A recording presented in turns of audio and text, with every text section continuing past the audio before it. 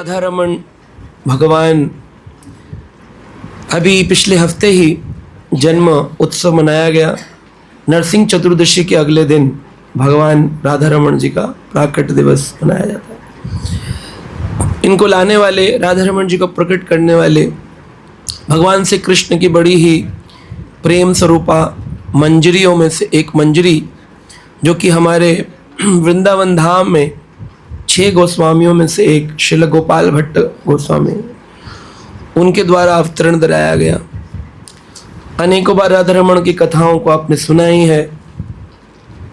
राधा रमन जी किस प्रकार प्रकट हुए, कुछ नए लोग होंगे जिन्होंने नहीं सुना होगा, संक्षिप्त में वो भी हम श्रवण करेंगे। परंतु मुख्य रूप से श्रील गोपाल भट्ट गोस्वामी महाराज का जीवन चरित्र, कैसे एक व्यक्ति के लिए भगवान प्रकट हो सकते हैं।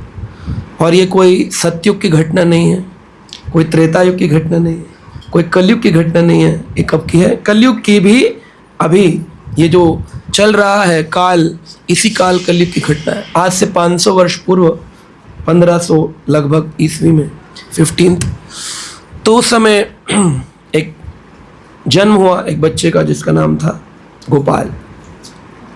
तो गोपाल गोस्वामी नहीं थे उस समय, गोपाल भट्ट नाम था उनका। इनके बारे में देखो ज़्यादा ग्रंथों में वर्णन नहीं किया गया, वरना व्यक्ति खुद ही अपनी बायोग्राफी लिखता है। आजकल तो नौकरी ढूंढने के लिए खुद ही अपना बायोडाटा लिखते हैं, शादी में भी लिखना पड़ता है आजकल। वो अलग बात है कि AI से लिखते हैं, तो आर्टिफिशियल इंटेलिजेंस से ओरिजिनल इंटेलिजेंस मिसिंग होती है उसमें। शादी होने के बाद पता चलता है गलती हो गई, लेकिन बायोडाटा तक लगता है बिल्कुल सही चल रहा है सब कुछ। नौकरी में भी ये होता है, जब तक नहीं लगी होती तो बहुत अच्छी लगने वाली, लग जाती फिर लगता है क्या हो गया, इससे अच्छा हो सकता था। शादी में भी ये लगते लगते जीवन गुजर जाता है, इससे अच्छा हो सकता था। तो लोग स्वयं अपना वर्णन करते हैं, फिर भी उनका वर्णन अधूरा रहता है। लेकिन जो गोस्वामी, उनका चरित्र क्या होता है भक्तों का, कि वो अपना गुणगान सुनना नहीं चाहते हैं। तो देखिए यहाँ पर वर्णन किया है, भक्ति रत्नाकर ग्रंथ है, उसमें कुछ सूक्ष्म रूप से वर्णन किया गया है। केने निषिधिला इहा के भुजीते पारे, केना निषिधिला इहा के भुजीत पारे, निरंतर अति दिन माने अपनारे, निरंतर अति दिन माने अपनारे, कविराज तार आज्ञा नारे लंघिबारे, कविराज तार आज्ञा नारे लंघिबारे, नाम मात्र लिखी अन्य ना करे प्रचारे, नाम मात्र लिखी ना करे प्रचारे, केना निषिधिला, निषिधिला मतलब तो समझते निषेध, प्रोहिबिशन, मना कर दिया, निषेध किया। कृष्णदास कविराज गोस्वामी श्रीला चैतन्य महाप्रभु, जो कलयुग में स्वयं भगवान कृष्ण कलयुग में किस रूप में आते हैं? श्री चैतन्य महाप्रभु। राधा कृष्णा नाही अन्य श्री कृष्ण चैतन्य। जब राधा रानी और कृष्ण जुड़ जाएं तो क्या बनते हैं? उनको बोलते हैं गौर। क्या बोलते हैं? गौर में ग का अर्थ है गोविंद और रा का अर्थ है राधा रानी। राधा और कृष्ण जब जुड़ जाते हैं युगल मूर्ति, तो उनको कहते हैं चैतन्य। अगर आपने चैतन्य महाप्रभु की पूजा कर ली तो समझो राधा कृष्ण दोनों की हो गई। तो चैतन्य महाप्रभु की आज्ञा से 6 गोस्वामी वृंदावन आए थे। श्री रूप गोस्वामी, सनातन गोस्वामी, गोपाल भट्ट गोस्वामी, रघुनाथ भट्ट गोस्वामी, रघुनाथ दास गोस्वामी और जीव गोस्वामी। तो ये 6 गोस्वामी इससे पहले भी आए, भूगर्भ गोस्वामी और लोकनाथ गोस्वामी। यानी 8, जैसे कमल की 8 पंखुड़ियाँ होती हैं, 8 गोस्वामी प्रकट हुए। तो गोस्वामी जो थे उन्होंने पुरुष स्वरूप क्यों धारण किया? मंजरी को तो स्त्री रूप में आना चाहिए, गोपी बन के आना चाहिए। क्योंकि चैतन्य महाप्रभु राधा कृष्ण तो हैं, लेकिन हमको शिक्षा देने के लिए भक्त का रूप धारण किए। A devotee, a God in the form of a devotee. तो भगवान ने एक भक्त का रूप, भक्त अवतारम भक्ताख्यम नमामि भक्त श्रुति, भक्त अवतार लिए भगवान। तो हैं तो कृष्ण ही, लेकिन भक्त के रूप में। तो भगवान सन्यास धारण करेंगे और सन्यासी के पास स्त्री नहीं होनी चाहिए, तो मंजरी अगर होंगी तो उनसे गहरा विषय कैसे चिन्ह। कृष्ण के साथ तो स्त्री रह सकती, क्योंकि कृष्ण को कोई दोष नहीं लगता। समर्थ को नहीं दोष गोसाई, समर्थवान को कोई दोष नहीं लगता। श्री कृष्ण के साथ 16,108 पत्नी रहीं, 100 करोड़ गोपियां रहीं, फिर भी सारी दुनिया उनके मंदिर बनाकर पूजती, उनको कोई दोष नहीं लगता। समर्थ को नहीं दोष गोसाई, उसको कोई समर्थवान व्यक्ति को दोष नहीं लगता। जो मालिक है कंपनी का, वो 11 बजे आए, 12 बजे आए, 1 बजे आए, कोई दोष नहीं लगेगा। एम्प्लॉय 9 बजे का 9:05 पे दोष लगेगा। समर्थ को नहीं दोष गोसाई, इसलिए श्री कृष्ण को कोई दोष नहीं लगता है। तो चैतन्य महाप्रभु क्योंकि भक्त रूप में है तो दोष लग सकता है, इसलिए महाप्रभु ने अपने आचरण से सिखाया कि सन्यासी को स्त्री का संग नहीं करना है। तो उन्होंने कहा अगर मंजरी मेरी गुरुतम सखियां मंजरी स्त्री रूप में आएंगे तो कैसे बात होगी, इसलिए उन्होंने सभी 8 मंजरियों को 8 गोस्वामियों के रूप में प्रकट किया। इसमें से 2 प्रमुख गोपियां पहले आई मंजरियां, वो भूगर्भ गोस्वामी और लोकनाथ गोस्वामी, और उसके बाद में 6 गोस्वामी मुख्य रूप से श्री वृंदावन धाम को प्रकट किए संसार के लिए। औरंगजेब के काल में सभी वृंदावन के मंदिरों को तोड़ दिया गया था। चैतन्य महाप्रभु जब आए तो उन्होंने कहा, भगवान ने बड़ा दुख लगा कि मैं ही कृष्ण था द्वापर युग में और मेरी ही लीला स्थलियों को भंग कर दिया इस मुसलमान ने। तो जाओ गोस्वामियों, तुम जाकर के मेरी लीला स्थलियों का पुनरुत्थान करो, ग्रंथों का रचन करो, दुनिया को हरि कथा का प्रचार करो, हरि नाम की शिक्षा दो, शिष्य बनाओ, और इस हरि नाम संकीर्तन को पूरे जगत में ग्राम ग्राम में हर जगह इसका प्रचार होना चाहिए, शहर शहर, नगर नगर, ग्राम ग्राम। तो रूप गोस्वामी, सनातन गोस्वामी आए, उसके बाद में गोपाल भट्ट गोस्वामी आए, और उनके जाने के बाद और अन्य आचार्य आए। अंत में कृष्णदास कविराज गोस्वामी आए, जिनकी उम्र व्यस्क उम्र थी, बड़ी उम्र थी। बूढ़ी अवस्था में उन्होंने आचार्यों से पूछा कि मैं चैतन्य महाप्रभु के बारे में लिखना चाहता हूँ। अब कैसे लिखेंगे भगवान के बारे में? जब कोई पर्सनल डायरी मिले तो आप बता सकते हो उस आदमी के बारे में। जैसे मेरे बारे में पूछना है तो मेरे साथ जो भक्त रहते हैं ज़्यादातर, उनसे पूछेंगे कितने बजे सोते थे, कितने बजे उठते थे। फेसबुक पर तो सब कुछ अच्छा दिखाया जाता है, लेकिन पर्सनल बुक के अंदर बड़ा गड़बड़ होता है।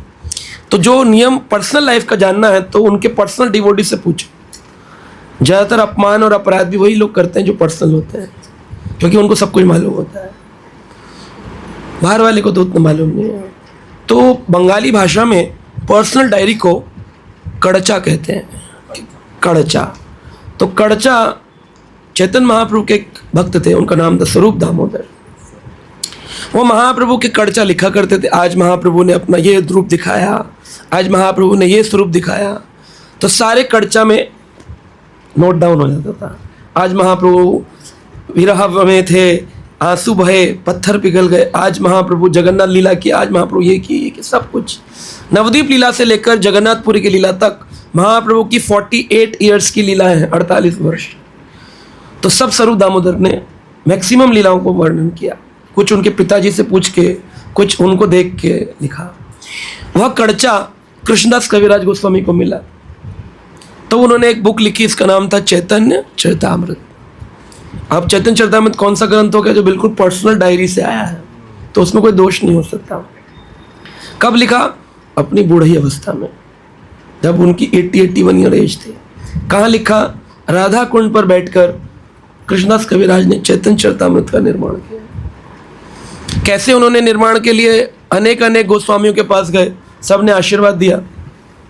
तो गोपाल भट्ट गोस्वामी उस समय थे, तो उनको आकर के पूछे, मुझे चैतन्य महाप्रभु के बारे में लिखना है, उसमें आपका चरित्र भी लिखना है, क्योंकि आप ही तो वृंदावन आए, तो मुझे ज़रा लीनियज बताइए, कौन थे महाप्रभु, कैसे आए, कैसे आप आए, कैसे जुड़े। बोले तुमको जो लिखना है लिखो, लेकिन हमारे बारे में कुछ नहीं लिखो। बोले लेकिन आपने तो काफ़ी ग्रंथ लिखे हैं, काफ़ी सेवा करी है। बोले जो किया सो किया, लेकिन लिखना नहीं हमारे में। बोले आप तो राधा रमण जी को प्रकट किए। कह रहे नहीं नहीं, मैं कौन हूँ करने वाला, सब चैतन्य महाप्रभु की इच्छा है, मैंने कुछ नहीं किया।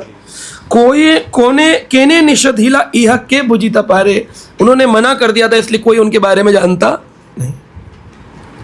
निरंतर अति दीना माने अपनारे, अपने को अति दीन मानने के कारण उन्होंने अपने नाम को नहीं लिखा। तो जो व्यक्ति अपने को दीनहीन मानता है वो अपना नाम लिस्ट से हटवा देता है, और जो दीनहीन नहीं मानता वो कहता है सर्टिफिकेट सेरेमनी थी प्रभु जी, मेरा नाम मिसिंग हो गया, लिखो आप दोबारा।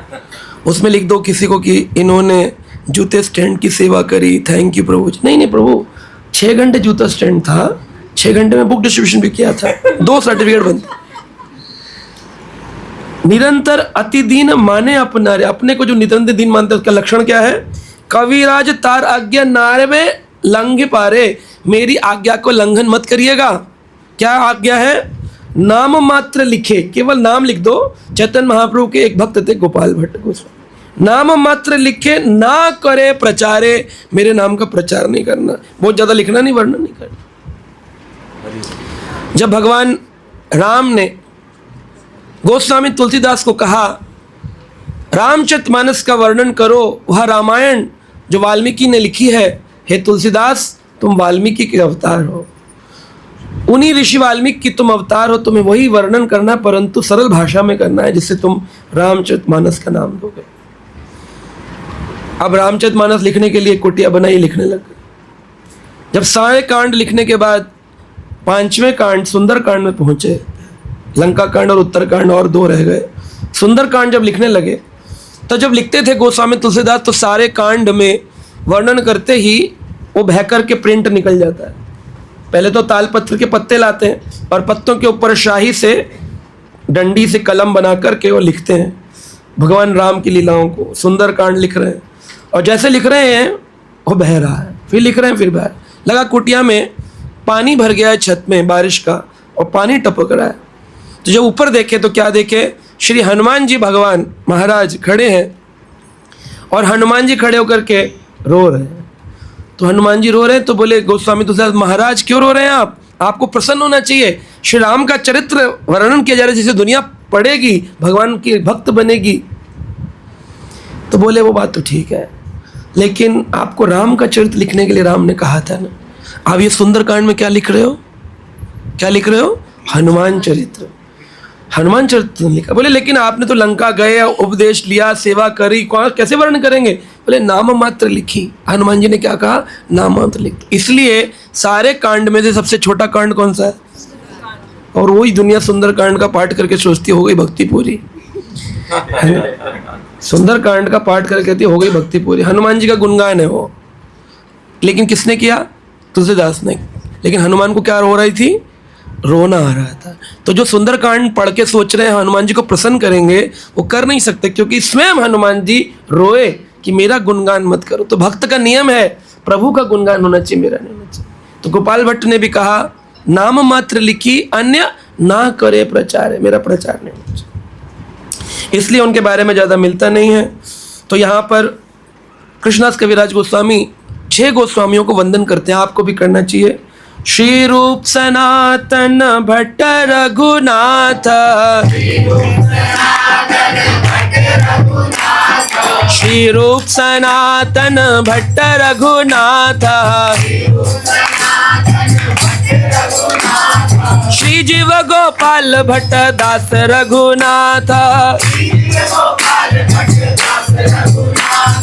हे छई गुरु शिक्षा गुरु ये हमारा, छे गुरु शिक्षा गुरु ते हमारा, तासा बारा पाद पद में कोटि नमस्कारा, तासा बारा पाद पद में कोटि नमस्कारा। तो कृष्णदास कविराज ने चैतन्य चरितामृत का वर्णन करने से पहले 6 गोस्वामियों को प्रणाम किया। श्री रूप सनातन भट्ट रघुनाथ, श्री जीव गोपाल भट्ट, नाम मात्र, बस नाम डाल दिए। और क्या बोले? यही 6 गुरु। गुरु कौन थे उनके? गोपाल भट्ट गोस्वामी के स्वयं चैतन्य महाप्रभु। लेकिन यहाँ महाप्रभु का नाम नहीं लिए, किसका नाम लिए? एइछे गुरु शिक्षा गुरु ते अमार, जिनसे मुझे शिक्षा मिल रही है वृंदावन में उनसे। लेकिन असलियत में चैतन्य महाप्रभु ने शिक्षा दी थी उनको। लेकिन यहाँ पर क्योंकि वृंदावन का भाव उनको 6 गोस्वामियों मतलब से मिला कृष्णदास कविराज को, तो कृष्णदास कविराज कहते यही 6 इच्छा शिक्षा गुरु, ये मेरे शिक्षा गुरु। अब कृष्णदास कविराज की दीक्षा तो किसी और से हुई है, लेकिन वो शिक्षा गुरु क्या कह रहे? ता सावारा पाद पद्मा कोटि नमस्कार, जिनसे मुझे शिक्षा मिली है उनको मैं करोड़ों बार नमस्कार करता हूँ। नित्य परिकर रूप में गोपाल भट्ट गोस्वामी के स्वरूप का वर्णन अनेक भक्तों ने किया। कई ग्रंथ, अब कृष्णदास कविराज को तो मना कर दिए, वृंदावन दास ठाकुर को मना कर दिए, तो कौन लिखे उनका चरित्र? तो एक ग्रंथ लिखा गया नरहरि सरकार के द्वारा, उनका नाम था भक्ति रत्नाकर ग्रंथ। तो भक्ति रत्न आकर, भक्ति के रत्न, जैसे भक्तमाल है ना, भक्तों की माला, ऐसी गौड़िया ग्रंथ का नाम है भक्ति रत्नाकर। रत्नाकर, रत्न के आकार, भक्ति के रत्न, the diamonds of spiritual life, भक्ति के रत्न, भक्ति रत्नाकर।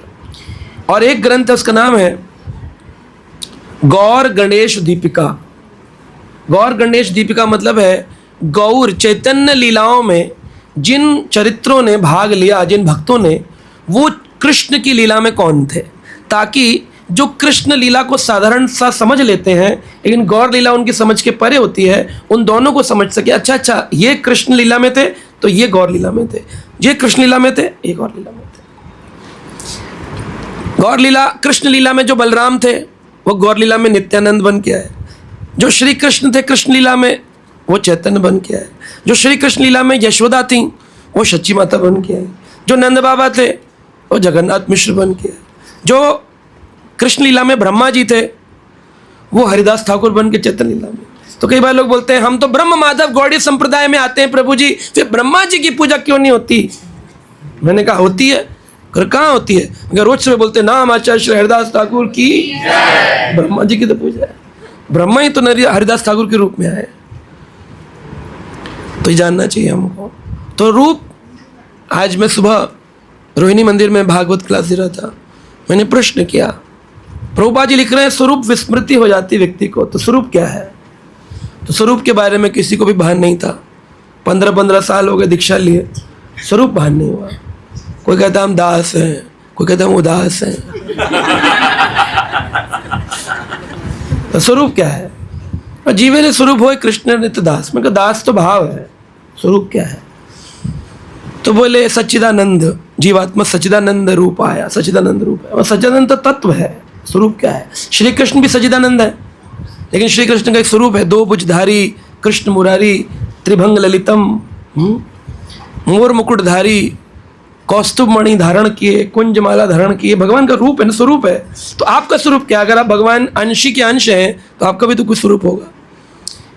तो वो काफ़ी डिस्कशन हुआ, फिर पता चला कि जो आपको बाहर से मनुष्य शरीर दिखता है, ऐसे ही 2 हाथ 2 पैर 2 आंखें नाक कान सब है, वो स्वरूप है आपका। तो हमारा ये स्वरूप तो मैंने केवल आत्म साक्षात्कार हेतु समझाया था, उसके ऊपर एक स्वरूप भी है आपका जो भगवत सेवा का स्वरूप है।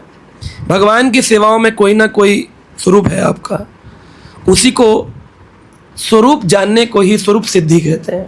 अगर स्वरूप जान लिया अपना, जीते जी मनुष्य शरीर मिला था स्वरूप जानने के लिए, हम तो कुरूप हो गए, है ना। स्वरूप को भूलो भूलो कुरूप हो गए। क्या क्या कर रहे हैं लोग, मदिरापान, मांसाहार और पता नहीं क्या खा रहे हैं, क्या बोल रहे हैं, तो भगवान से उनका कोई लेना देना नहीं है।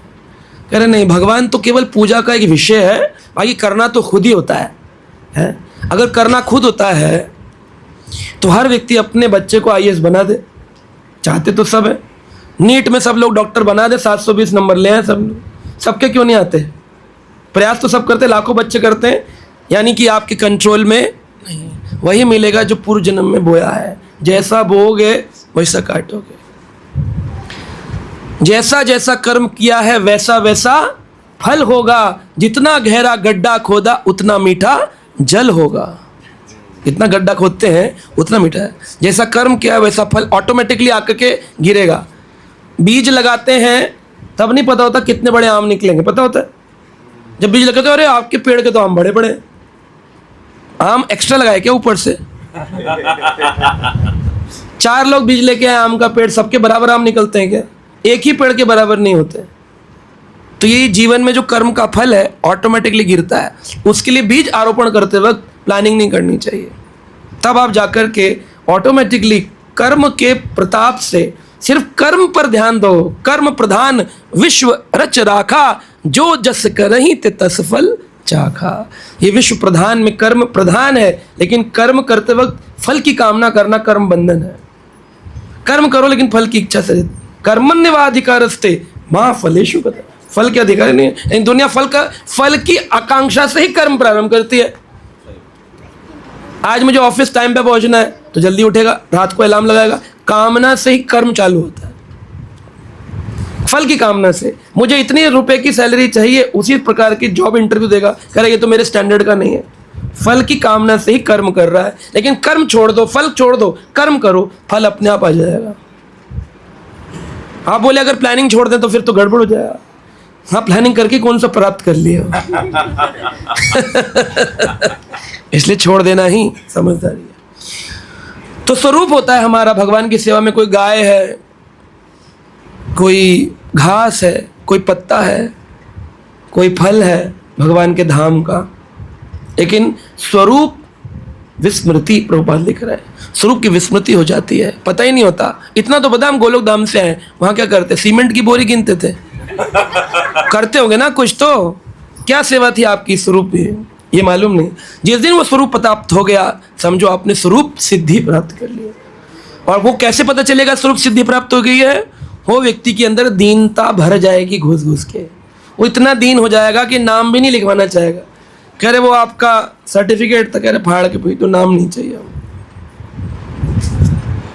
वो अलग बात है कि भाई आज इस्कॉन में नाम सर्टिफिकेट हो भक्ति शास्त्री का, फाड़ दिया तो दीक्षा नहीं हो गया। आप लिखवा लो, लेकिन कामना नहीं होनी चाहिए कि वो थोड़ा कर्सिव में लिखते हैं ना मेरा वाला, ये कौन से मार्कर से लिखा, किसको दिखाऊंगा, कहाँ मड़वा के टंगाऊंगा, वैसी कामना नहीं होनी चाहिए, छोड़ देना चाहिए। तो स्वरूप है इन गोस्वामियों का। अपना स्वरूप का तो पता नहीं, जन्म में पता चलेगा कि नहीं, लेकिन गोस्वामियों के स्वरूप पता है। क्या है? गौर गणेश दीपिका में कवि कर्णपुर लिखते हैं, अनंग मंजरी या सीत साध्या गोपाल भट्टक भट्ट गोस्वामी न केचादु श्री गुण मंजरिम। 2 स्वरूप बताए हैं। एक बताया है अनंग मंजरी। अनंग मंजरी कौन है? राधा रानी की बहन। भगवान की गोलोक की जो लीला है उसमें राधा रानी की एक ही बहन है, वृषभानु महाराज की, उसका नाम है अनंग मंजरी। तो गोपीनाथ भगवान के साथ 2 मूर्तियां होती हैं। अभी आप वृंदावन जाएंगे, अभी हमारी यात्रा हो रही है 84 कोस, 1 जून से 7 जून। तो उसमें भागवत भी है प्रतिदिन सुबह 10 से 1, और शाम को 84 कोस व्रजमंडल, एक ही बार में पूरा 252 की परिक्रमा में सभी मंदिर का दर्शन। तो उसमें आप देखेंगे गोपीनाथ भगवान के साथ 2 मूर्तियां होती हैं हमेशा, एक राधा और एक अनंग मंजरी। हमेशा अनंग मंजरी जो है वो तो बहन है ना, वाम भाग लेफ्ट साइड राधा रानी के लिए स्थापित है। जब भी मंदिर में मूर्ति लगेगी, कृष्ण होंगे राइट में, राधा होंगी उनकी लेफ्ट में, उन्हें वाम भागी कहते हैं। वाम भाग लेफ्ट साइड में विराजमान, वाम भागी। तो वाम भाग में पत्नी हमेशा पति के वाम भाग में बैठनी चाहिए। लोग पूछते ना हम कहाँ बैठे, तो उनको मालूम होना चाहिए पति हमेशा राइट में बैठेगा, पत्नी हमेशा लेफ्ट में बैठेगी। नारायण अगर राइट में बैठेंगे, लक्ष्मी लेफ्ट में। अगर राम राइट में खड़े होंगे तो ऑब्वियसली सीता महारानी लेफ्ट में खड़ी होंगी। गणेश जी अगर राइट में बैठेंगे तो लेफ्ट में कौन बैठेंगी? वो 2 हो गई ना, वो गले में बैठेंगे। कहाँ बैठूं मैं? दोनों साइड में बैठती है रिद्धि सिद्धि। तो अनंग मंजरी और Radha Rani left and right. तो लेफ्ट में कौन आनी चाहिए? राधा रानी। लेकिन अनंग मंजरी ने एक बार प्रश्न किया कि हमेशा तुम ही बैठोगी लेफ्ट में, कभी हमको भी मौका दो। तो राधा रानी ने उनके भाव प्रकट करके एक मौका दिया। तो गोपीनाथ जी के विग्रह के साथ हमेशा लेफ्ट में कौन होती है? अनंग मंजरी होती है, राधा रानी राइट में होती है। तो एक अलग लीला है, वो हम वृंदावन में सुनाएंगे आपको। अभी हम आगे बढ़ते हैं। तो अनंग मंजरी के रूप में भी गोपाल भट्ट को माना जाता है, लेकिन मुख्य रूप से गौड़ीय वैष्णव विचारधारा में भट्ट गोस्वामीन केचदहु श्री गुण मंजरिम, उनका नाम है गुणा मंजरी। गोपाल भट्ट को क्या बोलते हैं? गुणा मंजरी। इनका आविर्भाव कावेरी नदी के किनारे दक्षिण भारत में श्रीरंगम क्षेत्र में वेलिंगुडी नाम के ग्राम में हुआ। वेलिंगुडी एक साउथ इंडियन गाँव है, वेलिंगुडी। वहाँ पर सन 1500, कुछ कहते 1503 लगभग में बताया गया। भक्ति विनोद ठाकुर ने कहा अपनी सज्जन तोषणी पत्रिका में 6 गोस्वामी संबंध में कि ये जो थे इनका आविर्भाव काल संवत देखें तो 1560, शकाब्द देखें तो 1425 और वैसे देखा जाए 1503। अंतर्धान होना है 1578। तो कुल मिला के 75 वर्ष की लीलाएं गोपाल भट्ट गोस्वामी ने करी। 1503 में आए, 1578 में अंतर्ध्यान हो गए। तो कितने दिन के लिए गुणा मंजरी आई? 75 साल के लिए उन्होंने अपनी लीला करी। तो घर में कितना रहे और वृंदावन में कितना रहे? 30 साल घर की लीला और 45 साल वृंदावन की। तो घर में कितना रहे? 30 इयर्स और वृंदावन में 45 साल। 75 साल के जीवन में से 30 साल घर लीला और बाकी 45 साल वृंदावन लीला। इनके पिताजी वेंकट भट्ट, उनके 2 भाई थे, रामानुज संप्रदाय से जुड़े हुए थे। जैसे हम जानते हैं कलयुग में केवल 4 ही संप्रदाय हैं। वो अलग बात है कि YouTube के कारण अनेकों जागृत दिखाई देती हैं आपको, लेकिन वो संप्रदाय विहीन है। संप्रदाय केवल 4 ही हैं, श्री, कुमार, ब्रह्म माधव गौड़िया और रुद्र। रुद्र संप्रदाय अभी जाकर के विलीन हो गई है किसमें? पुष्टि मार्ग के अंदर, श्रीनाथ जी संप्रदाय के अंदर। श्रीनाथ जी की जो पूजा करते हैं, जिसे वल्लभाचार्य जी ने स्थापना किया, तो उस संप्रदाय में रुद्र संप्रदाय विलीन हो गई। तो रुद्र संप्रदाय ही देखा जाए तो श्रीनाथ जी की सेवा कर कहते हैं। वल्लभाचार्य संप्रदाय वल्लभाचार्य नहीं है, वो रुद्र संप्रदाय में विलीन हो गई है। रामानुज संप्रदाय जो श्री संप्रदाय है, दक्षिण भारत में तिरुपति, श्रीरंगम, एक कौन सी संप्रदाय है? श्री। इसको रामानुजाचार्य जी ने स्थापना किया। इसी में जाकर के एक और संप्रदाय जो कि रामानंदी संप्रदाय कहलाती है, जो रामानंद जी के द्वारा स्थापना करी गई, वो भी राम जी की उपासना करते हैं। तो वो भी संप्रदाय, इसमें रामानंदी इसके एक अंग है। कई बार लोग बोलते हैं रामानंदी अलग है, श्री संप्रदाय का एक अंग है। ब्रह्म माधव गौड़िया संप्रदाय में माधवाचार्य जी उड़ीपी की संप्रदाय, उसी में गौड़िया संप्रदाय विलीन हो गई है, उसी में इस्कॉन विलीन हो गया है। तो इस्कॉन अगर देखा जाए, कई लोग बोलते हैं संप्रदाय विहीन है इस्कॉन, तो ये कौन से संप्रदाय में आता है? ब्रह्म माधव गौड़िया में आता है। विचारधारा के अनुसार, संप्रदाय का अर्थ है विचारधारा, स्कूल ऑफ थॉट्स, किस विचार से आप भक्ति करते भगवान की। और चौथी है कुमार संप्रदाय। कुमार संप्रदाय जिसको निम्बारकाचार्य जी ने स्थापना की। तो आपने कई जगह देखा होगा, वृंदावन में लिखा हो निम्बारकी, निम्बारकी, निम्बारकी। निम्बारकाचार्य के कारण उनको निम्बारकी कहने लग गए। तो निम्बारकाचार्य जी ने कुमार संप्रदाय की स्थापना करी, जिसमें सखी भाव से श्री राधा कृष्ण की सेवा की जाती है। तो ये लोग कौन से संप्रदाय से थे? श्री संप्रदाय थे, श्री वेंकट। और इनका सिद्धांत चलता है विशिष्ट अद्वैत सिद्धांत। इनके 2 भाई थे, त्रिमल भट्ट और प्रबुद्ध भट्ट। त्रिमल भट्ट और प्रबोध भट्ट। प्रबोध भट्ट बाद में जाकर प्रबोधानंद सरस्वती बने, जिन्होंने राधा रस सुधा निधि नामक ग्रंथ लिखा, जिसको आजकल छीन करके कुछ संप्रदाय बोलते हैं कि हमने लिखा, जबकि वो संप्रदाय गलत ऐसी घोषणा करती है। प्रबोधानंद सरस्वती जो थे, उन्हीं की संप्रदाय में उन्होंने ही, प्रबोधानंद सरस्वती ने, आज भी कालिया दमन स्थान पे पीछे उनकी समाधि है, हम लोग जाते हैं दर्शन करने, उन्होंने राधा रस सुधा निधि ग्रंथ लिखा। आप कैसे बोल सकते हैं राधा रस सुधा निधि उन्होंने लिखा है? हमारे संप्रदाय ने लिखा है। झगड़ा सॉल्व करने का तरीका क्या है? एक व्यक्ति की लिटरेचर राइटिंग होती है, एक ही प्रकार की लिटरेचर। अगर मैं लिखूंगा या मैं प्रवचन दूंगा, लोग बोलेंगे अरे प्रभु जी के प्रवचन एक ही जैसे होते हैं, हमेशा कड़क होते हैं, ऐसे बोलते हैं, शास्त्र से होते हैं, ऐसे पता चल जाता है ये प्रभु जी का है या प्रभु जी का स्टाइल नहीं है। प्रभुपाद जी बोलेंगे पता चल जाएगा, गुरु महाराज बोलेंगे, जो व्यक्ति का एक स्टाइल ऑफ स्पीकिंग है, स्टाइल ऑफ राइटिंग है, पता चलता है। तो जिन्होंने अन्य ग्रंथ कह करके कहा ये हमारी है और एक संप्रदाय खोल दिए वृंदावन में, जिसे दुनिया दर्शन करने सुबह सुबह पहुंच जाती है, तो वो संप्रदाय जो है उनका नहीं है ग्रंथ, क्योंकि उनकी और अन्य राइटिंग्स उनसे मैच नहीं होती हैं। लेकिन प्रबोधानंद सरस्वती की अन्य राइटिंग जो है उनसे राधा रस निधि मैच होता है। तो पता चलता है कि इसके अंदर घपला कर दिया गया है। फिर भी हम क्यों किसी के निंदक हों, हम तो ये जानेंगे कि हमारे संप्रदाय ने हमको क्या क्या प्रदान किया है। आगे कहते हैं कि उनका माता का नाम गोपाल भट्ट की नाम, पिताजी का नाम तो पता चल गया क्या था, वेंकट भट्ट। माता का नाम था सदम्बा माता जी, सदम्बा माता जी। सत्यनिष्ठ थी, सरल थी, सुशील थी। माता के कई गुण बच्चे में आते हैं, कई नहीं, वैसे देखा जाए तो माता के ही गुण बच्चे में आते हैं। पिताजी का निर्णय लेने की शक्ति बच्चे में आती है और माता के लक्षण बच्चे में आते है ना। तो माता जी को बहुत ध्यान से अपना जीवन जीना चाहिए। जो माताएं मोबाइल पर अपना सारा समय निकालती हैं और उनका प्रश्न होता है कि बच्चों का मोबाइल कैसे छूटे, उनको बोलना चाहिए माता जी पहले आप छोड़ो। वो छोड़ देंगी तो बच्चों का छूट जाएगा। लेकिन माता के लक्षण बच्चे में आते। आप कहेंगे उदाहरण दे सकते हैं? हाँ, कयादू ने नारद मुनि से भागवत सुना तो प्रहलाद ने क्या सुना? हिरण्यकश्यप का असर आया उसके ऊपर। रावण ने ऋषि विशर्वा तपस्या सिखाए, लेकिन राक्षसी थी केकसी, बोली तपस्या क्या कर रहे हो, जाओ कुबेर से झगड़ा करके लंका मांगो। आसुरी प्रवृत्ति डाली, किसने डाली?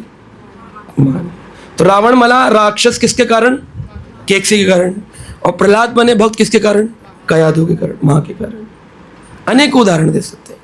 अर्जुन ने संपूर्ण चक्रव्यूह का ज्ञान अपने पुत्र अभिमन्यु को देने के लिए अपनी पत्नी सुभद्रा को सुनाया जब अभिमन्यु गर्भ में थे। लोग बोलते हैं कि अर्जुन ने अधूरा सुनाया, गलत बात है। अर्जुन ने पूरा ज्ञान दिया, कैसे जाना है चक्रव्यूह में और कैसे आना है। तो चक्रव्यूह क्या है? चक्रव्यूह एक सैन्य रचना है जिसे ऋग्वेद से उठाया गया है, और एक उप पुराण है जिसमें ये जो सैन्य निरीक्षण करने का तरीका है बताया। उसमें चक्रव्यूह भी होता है, शंख व्यू भी होता है, धनुष व्यू भी होता है। व्यू यानी रचना, किस शेप में रचना करी जाएगी। अगर चक्र के रूप में सेना खड़ी है तो चक्रव्यूह, शंख के रूप में खड़ी तो शंख व्यू, धनुष के रूप में खड़ी है तो धनुष व्यू। तो जो लोग चेस खेलते होंगे उनको मालूम होगा चेस शुरू होने से पहले ही किले की रचना करी जाती। खेला है आपने चेस? क्या रचना होती है? कैसल रचना होती है, ताकि हम दूसरे किले के अंदर हमारे किले को तोड़ ना सके। तो जो कैसल बनाना जानते हैं, हमने सीखा था स्कूल में, कैसल बनाना जानते हैं तो फिर राजा सिक्योर होता है। तो एक व्यू रचना होती है। अर्जुन ने पूरा सुना दिया था, पूरा सुना दिया 100%, लेकिन सुभद्रा ने आधा सुनकर नींद आ गई। इस कारण से अभिमन्यु को केवल प्रवेश मालूम था, बाहर आना नहीं। तो माँ के ऊपर बहुत बड़ी जिम्मेदारी है। जननी ऐसे ही नहीं कह दिया गया उसको माँ माँ माँ, है ना। कई लोग बोलते हैं सारा किस्सा है पुरुषों का ही है, माताओं का कुछ नहीं। ऊंट आया पहाड़ के नीचे, क्यों ऊँटनी नहीं आ सकती है? हो सकता है। कुत्ते की दुम टेढ़ी की टेढ़ी, बोले क्यों? कुत्ते के अलावा दूसरे कुत्तिया की नहीं हो सकती है? तो पुरुषों को किस प्रकार से कहते हैं?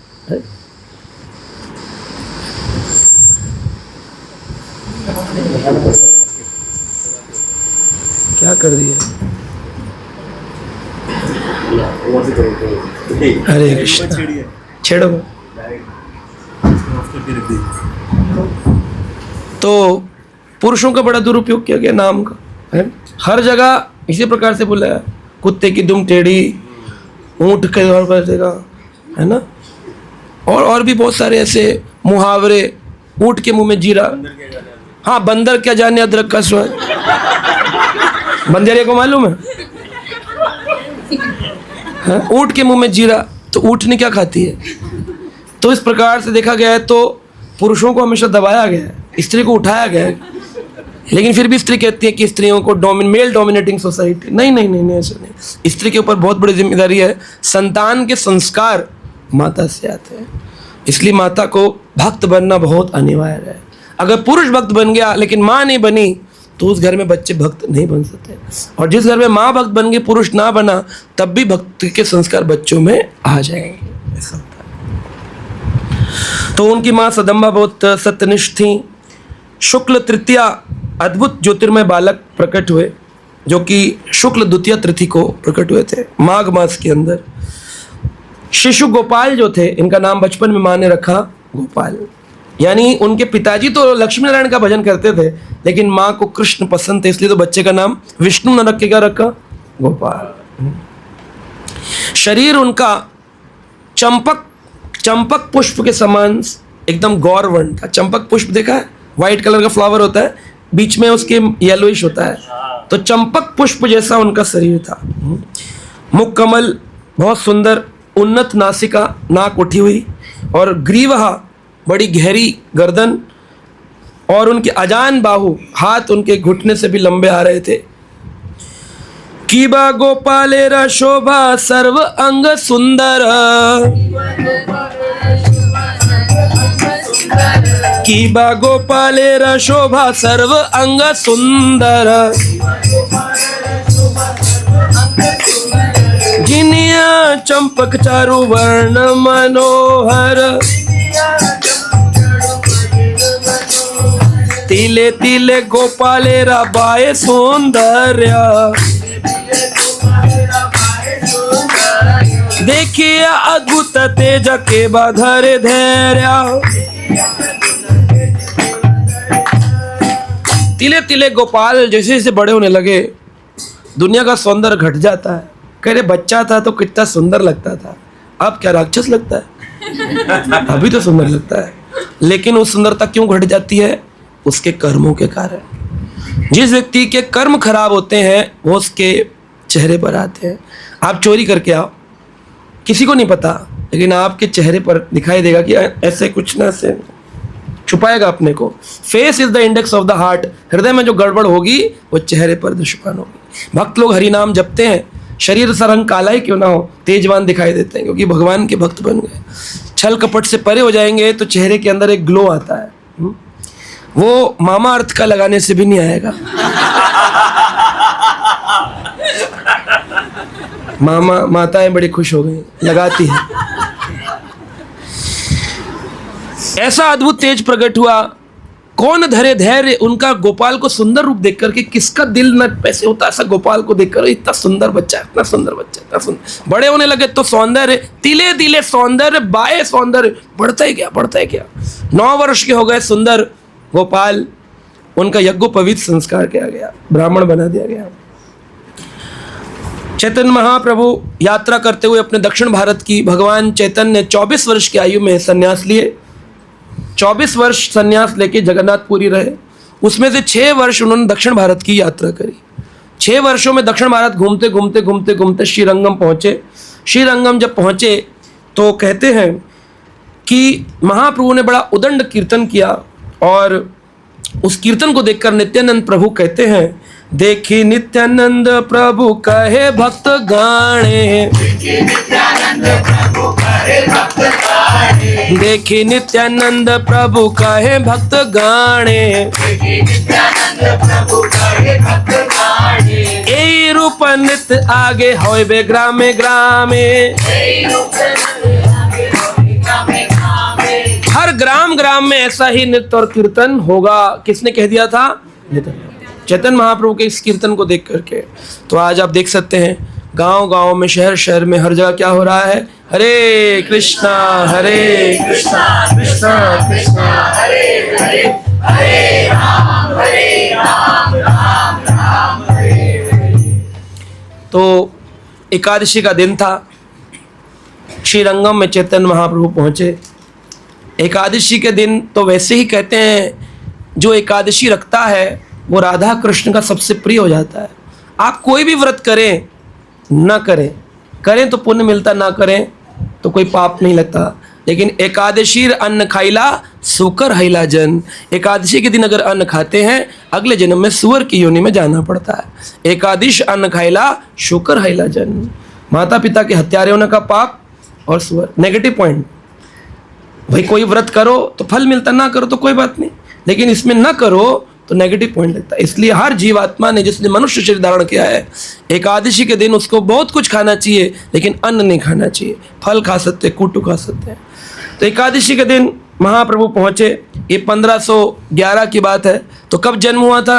1503 में, और ये 1511 की बात। तो कितने बड़े थे गोपाल? 8-9 साल के। आषाढ़ शुक्ल, आषाढ़ यानी गर्मियाँ आती हैं, आषाढ़ी शुक्ल एकादशी जब जगन्नाथ यात्रा निकलती है आषाढ़ महीने में, तो कावेरी महापुण्य तीर्थ श्रीरंगम में पहुँचे।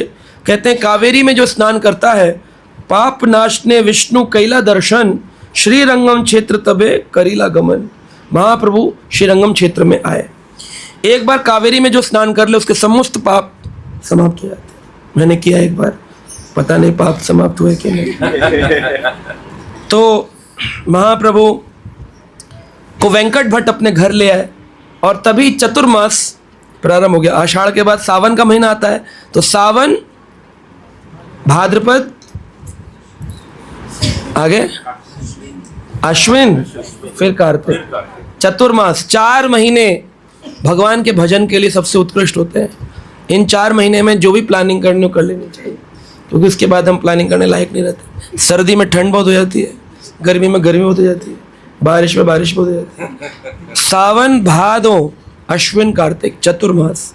महाप्रभु को ले आए अपने घर की। चतुर्मास में साधु पुरुषों का आना, हरि कथा सुनना, इससे उत्तम क्या होगा। अपने घर ले आए, ला करके वेंकट भट्ट रख लिए। उनके पुत्र गोपाल थे।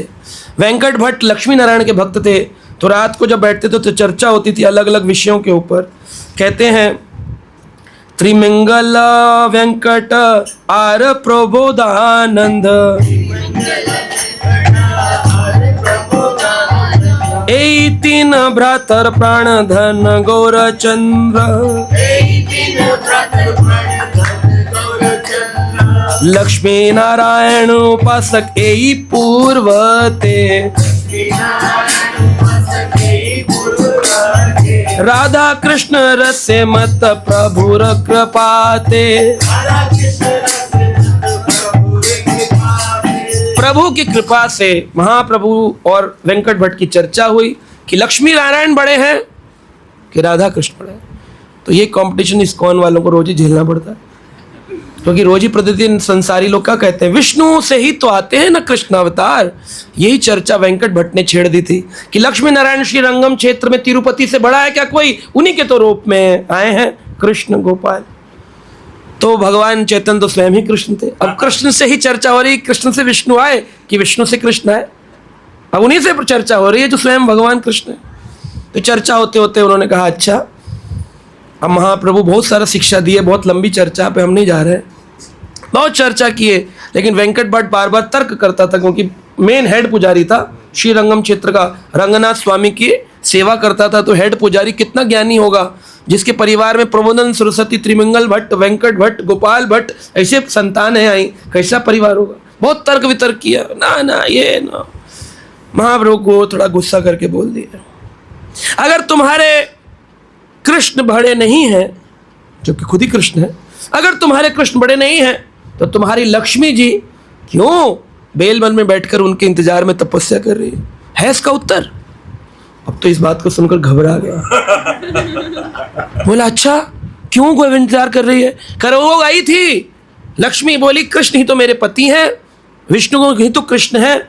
आई छूने के लिए वृंदावन की यमुना के पार रोक दिया गया, बोले यहीं बैठी रहो। लक्ष्मी, गोपियों ने उनको प्रवेश नहीं दिया।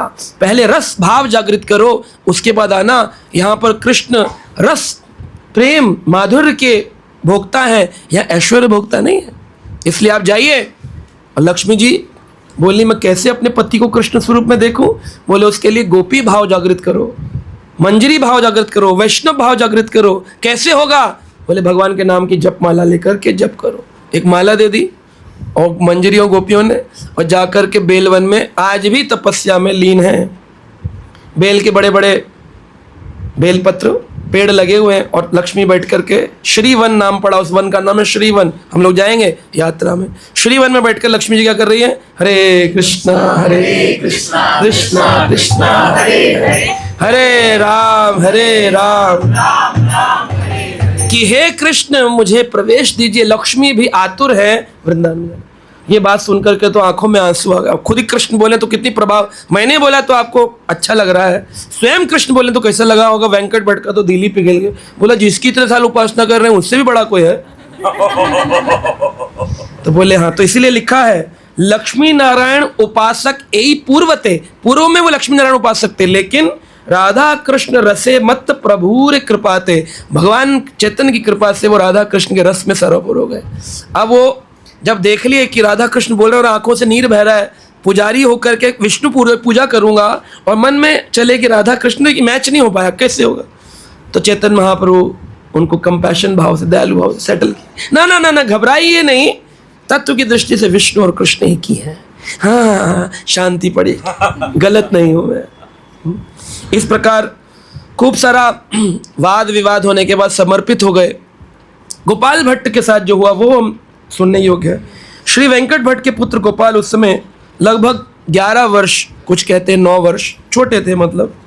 और अपने एक बार जब महाप्रभु ने पानी मांगा तो जल पात्र लेकर गोपाल भट्ट गोस्वामी महाप्रभु के पास आए। महाप्रभु ने जल पात्र से जलपान कर लिया, लेकिन कुछ पानी बच जाता है। तो कहते हैं, भक्त पदे धूली भक्त पदे जल भुक्त मुक्त अवशेष 3 महाबल।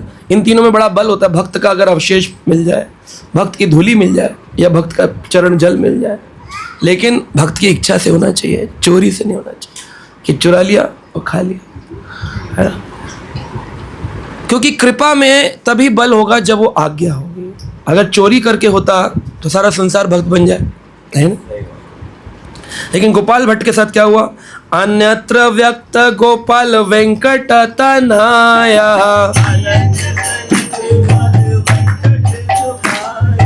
प्रभुपाद उदग पन हेला प्रेमांदया, करे यत्न कथा स्थिर हाई ते नारे, विपुल पुलक अंग झलमल करे। गोपाल भट्ट को महाप्रभु ने कहा ये जल पात्र ले लो, ले लिया। गोपाल भट्ट ने बिना सोचे समझे वो जलपान से पानी पी लिया। थोड़ा जल, 2 बूंद बचा था, जैसे ही डाला क्या हो गया, शरीर के अंदर शिवरिंग चालू हो गई, बुखार आने लगा। तेज वो प्रेम जो चैतन्य महाप्रभु के हृदय में राधा भाव था, वो राधा भाव ट्रांसफर हो गया 2 बूंद पानी से। अमिताभ बच्चन इतने समय से 2 बूंद दे रहा है पोलियो की, महाप्रभु 2 बूंद में प्रेम प्रदान कर दिए।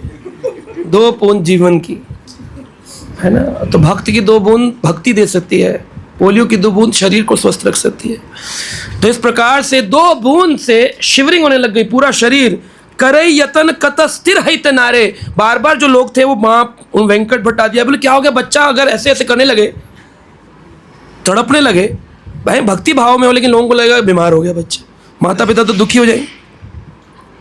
ऐसे होता है कई बार। एक बार हम ट्रेन में जा रहे थे, एक बच्चे को कथा सुनाई, वो कथा सुन के आकर्षित हो गया। उसके माँ बाप बोले नहीं बैठो साधुओं के साथ, उठाने लगा। वो बच्चा रोने लगा, नहीं जाऊंगा, मुझे यही अच्छा लग रहा है। कह रहा क्या कर दिया है मेरे बच्चे के ऊपर, कौन सा जादू मंत्र कर दिया, मेरे साथ नहीं बैठना चाह रहा है, क्या खिलाया है इसको। उन्होंने कहा हरी कथा। माता जी थी यात्रा में, वो बच्चे को छीन रहा था, उसके अंदर ऐसा प्रेम आ गया, हरी कथा सुनते सुनते बैठा रहा, रोने लगा। अब जाने को तैयार नहीं था माता पिता के साथ, बोले हमारे बच्चे कुछ कर दिया। ऐसे ही हाइते नारे, उनके इतना प्रेम आ गया, झलमल, शरीर पहले ही सुंदर थे, शरीर से ऐसे चिंगारियां निकल रही, झलमल झलमल कहते हैं ना, झलमल रोज गाते हैं भगवान की माला, झलमल जो लाइटिंग लगाते हैं दिवाली में, झलमल झलमल करती है, वो झलमल झलमल करने, शरीर से चिंगारियां निकल रही हैं, और इससे शरीर में शिवरिंग हो रही है केवल 2 बूंद जल पीने से। महाप्रभु ने कहा इतना ही क्यों, काम ही पूरा कर देता हूँ। तो तड़प ही रहा था नीचे गोपाल भट्ट, चैतन्य महाप्रभु खड़े हुए, क्या हुआ। जब तक दुनिया कुछ औषधि लाए कुछ लाए, महाप्रभु ने अपने चरण उठा करके गोपाल भट्ट के सिर पे लगा दिया। महाप्रभु ने अपनी कृपा का प्रथम परिचय प्रदान किया, ये मेरी संपूर्ण कृपा है। शक्ति का संचार होते ही जो थोड़ा बहुत हिल रहा था वो मूर्छित ही हो गया। अब महाप्रभु का जो स्वयं कृष्ण है, उनका प्रेम राधा भाव, वो कृष्ण प्रेम, अगर वो प्रेम घुस जाए किसी में मजाक बात है, वो पूरा मूर्छित हो गया।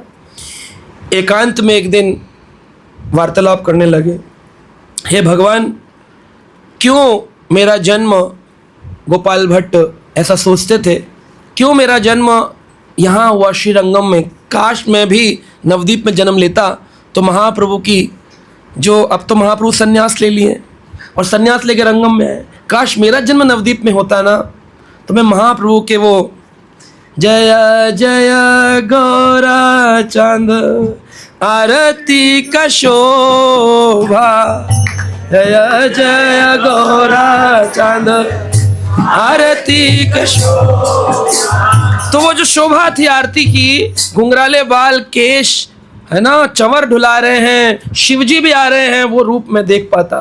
काश मेरा जन्म नवदीप में होता, ये सब भाव रखा। काश में उनके घुंघराले बालों में वह चंपक पुष्प की जो झालर पहनकर वो नृत्य करते थे, और सारा नवदीप, नवदीप यानी 9 आइलैंड्स, कलकत्ता के पास वो जगह है नवदीप, नवदीप कहते हैं, वहाँ भगवान कृष्ण चैतन्य रूप में जन्म लिया आज से 500 साल पहले। सारी दुनिया को कृष्ण भक्ति प्रदान करने के लिए पृथ्वी ते आचे नगर आदि ग्राम सर्वत्र प्रचार है वो मेरा नाम। पृथ्वी के हर कोने में होगा, महाप्रभु ने कहा था, और वो चीज सच हुई। आज पूरे विश्व में ऐसी कोई कंट्री नहीं जहाँ हरे कृष्ण जपने वाले लोग ना हो, हर विश्व के हर कोने में है। चंपक पुष्प, घुंघराले बाल, काश मेरा सौभाग्य होता, ऐसे भाव आ रहा था। मूर्छित पड़े जो गोपाल भट्ट थे, वह निद्रा में चले गए, उनको उठाकर बिस्तर पे लिटा दिया गया। लेकिन उनके मन में क्या भाव चल रहा है? अब मूर्छित तो खाली ऊपर से है, अंदर तो भाव दशा ही चेंज हो गई। अंदर तो प्रेम की उत्कट लहरें आकाश मार्ग को छू रही हैं। ओ कृष्ण भक्ति मिल जाए। कभी कभी आप ध्यान से जप करते हैं तो आपको कभी कभी आनंद का अनुभव होता है। फिर आप दोबारा मन के पे जाते कर, फिर नहीं आ रहा, आ नहीं रहा। 16 माला कर दी, 32 कर दी, 64 कर दी, कई दिन निकल गए, कथा सुन ली, नोट बना, प्रभु जी वो वाला आनंद नहीं आ रहा। वो भगवान कभी कभी सूक्ष्म अंश दिखाते हैं, कृष्ण कृपा करते हैं। वह पूर्ण रूप से मिल जाए तो फिर यहाँ रहोगे आप रह ही नहीं पाओगे, आप तो छोड़ छाड़ के भाग जाओगे। इसलिए भगवान कहते नहीं अभी रहो, थोड़ा थोड़ा अंश धीरे धीरे प्रयास करो। तो तब थोड़ी देर में गोपाल को नींद आ गई और गोपाल ने मन में ये प्रचार किया, काश मुझे नवदीप लीला दिखाते।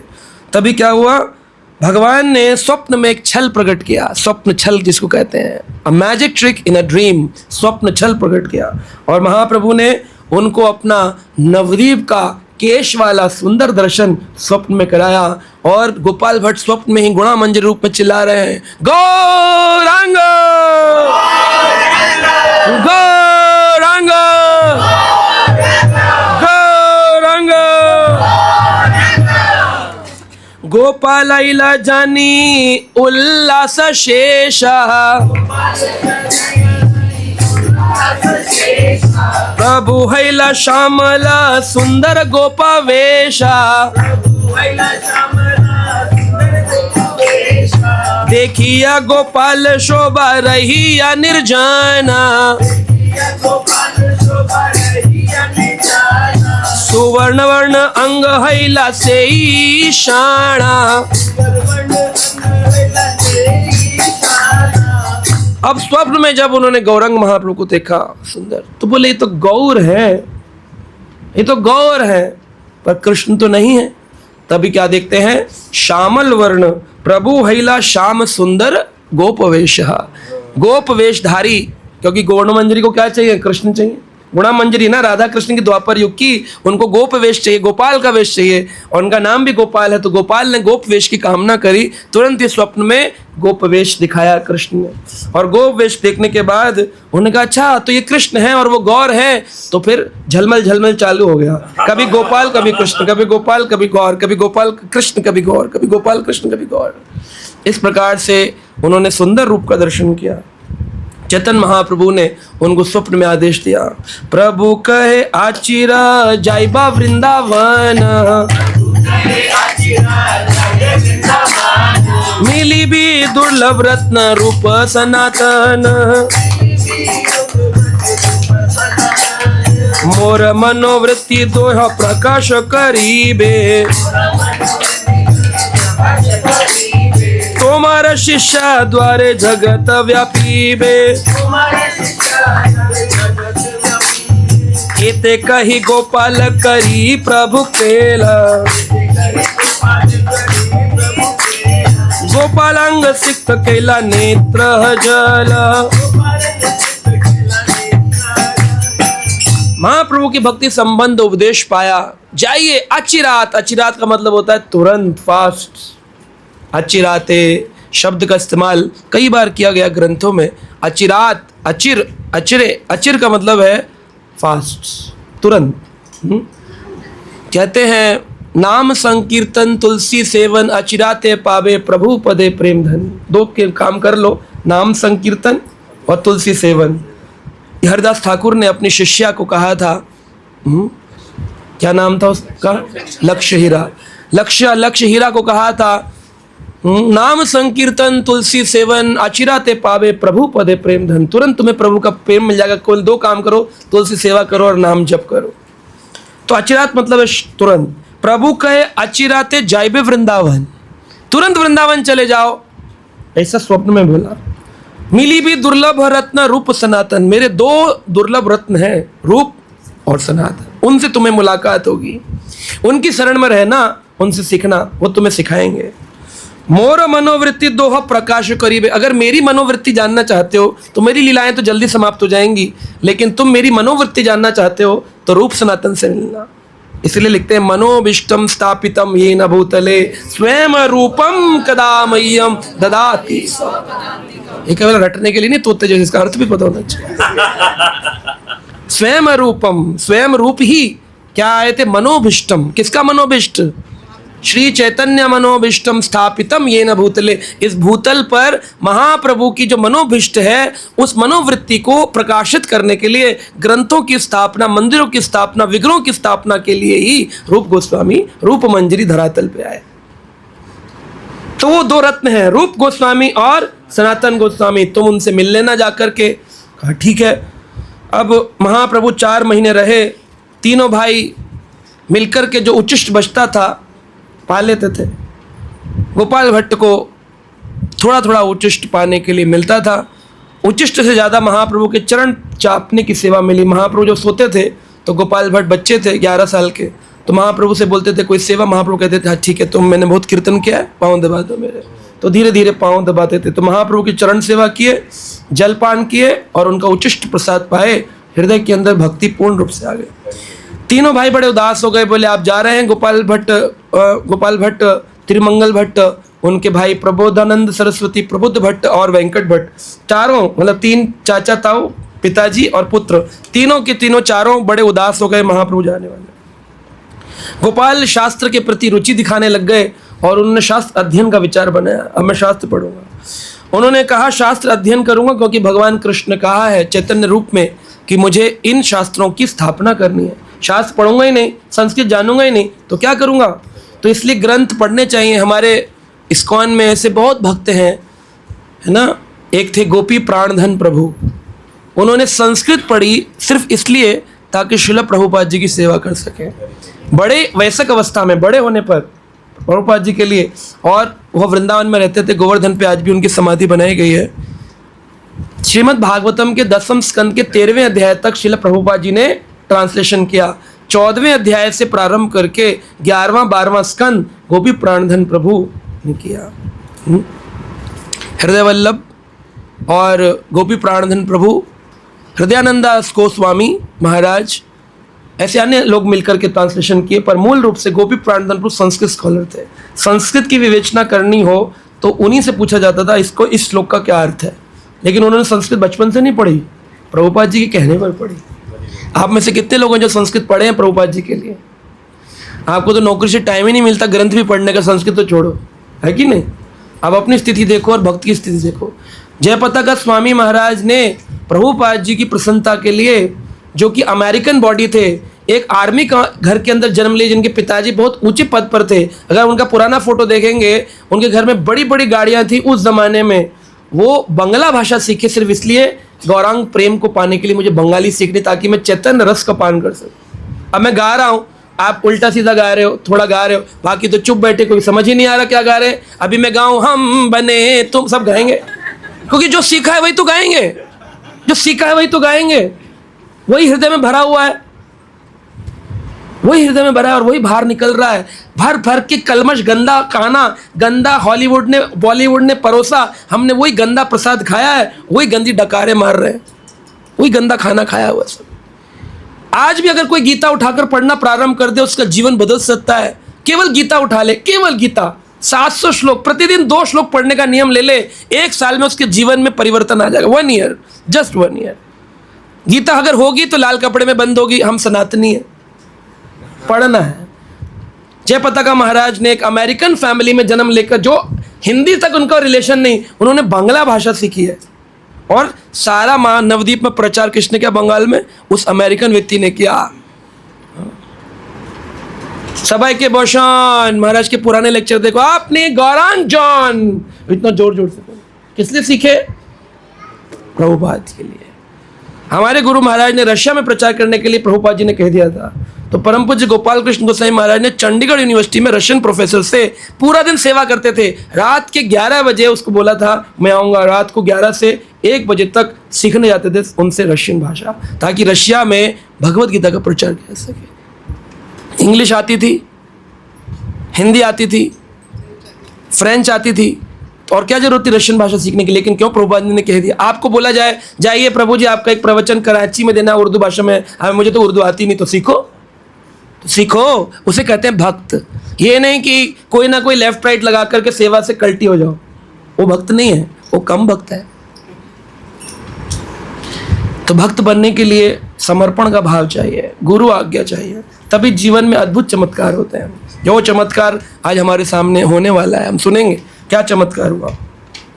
उन्होंने व्याकरण, काव्य, अलंकार, वेदांत, शास्त्र सब पढ़ डाले। छोटे से बच्चे ने कहा मुझे तो ये सब पढ़ना है। गोपाल भट्ट शास्त्री पंडित नहीं, केवल शास्त्री नहीं बने, महाप्रभु के लिए उन्होंने नृत्य करना भी। अभी मेरे बेटे ने 11th क्लास में ज्वाइन किया, उसने मुझसे पूछा कौन सा सब्जेक्ट चुनने चाहिए पिताजी? मैंने कहा वो सब्जेक्ट चुनो जो कृष्ण भक्ति के प्रचार करने में सहयोग करे। बोला वैसे? मैंने साइकोलॉजी ले लो ताकि दुनिया की साइकोलॉजी पढ़ सको, संस्कृत ले लो ताकि शास्त्र पढ़ सको, संगीत ले लो ताकि मृदंग बजा सको, कीर्तन कर सको, तबला बजा सको।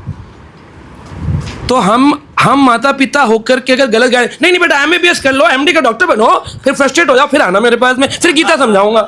अरे पहले ही पकड़ा दो ना उसको, पहले ही पकड़ा दो ना, पहले ही पकड़ा दो। तो आज समाज फ्रस्ट्रेशन की ओर है क्योंकि लोग अपनी मनोकामना अपने बच्चों के द्वारा पूरी कराना चाहते हैं। वो अलग बात है कि उस बच्चे की इच्छा हो डॉक्टर बनने की, तो बेटा डॉक्टर बनो, लेकिन नैतिक डॉक्टर बनना, अनैतिक मत बनना।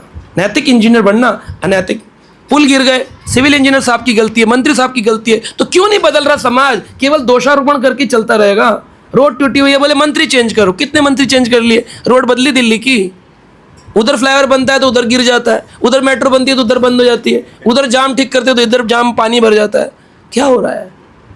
मंत्री बदलने से नहीं होगा, मन बदलने से होगा।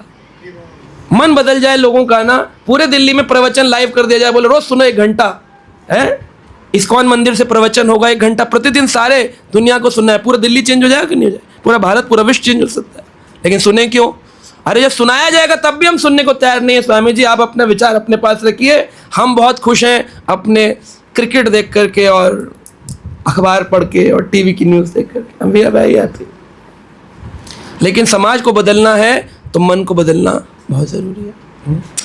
तो भगवान चैतन्य की कृपा पाने के लिए उन्होंने शास्त्र भी पढ़े, नृत्य भी सीखा और कीर्तन भी सीखा। गोपाल भट्ट केवल शास्त्री नहीं थे, कहते हैं परम वैराग्य स्नेह मूर्ति मनोरम,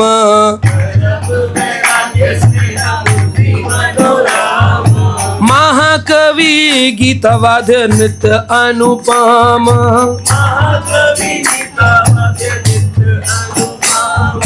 महाकवि गीतावाद्य नृत्य अनुपम।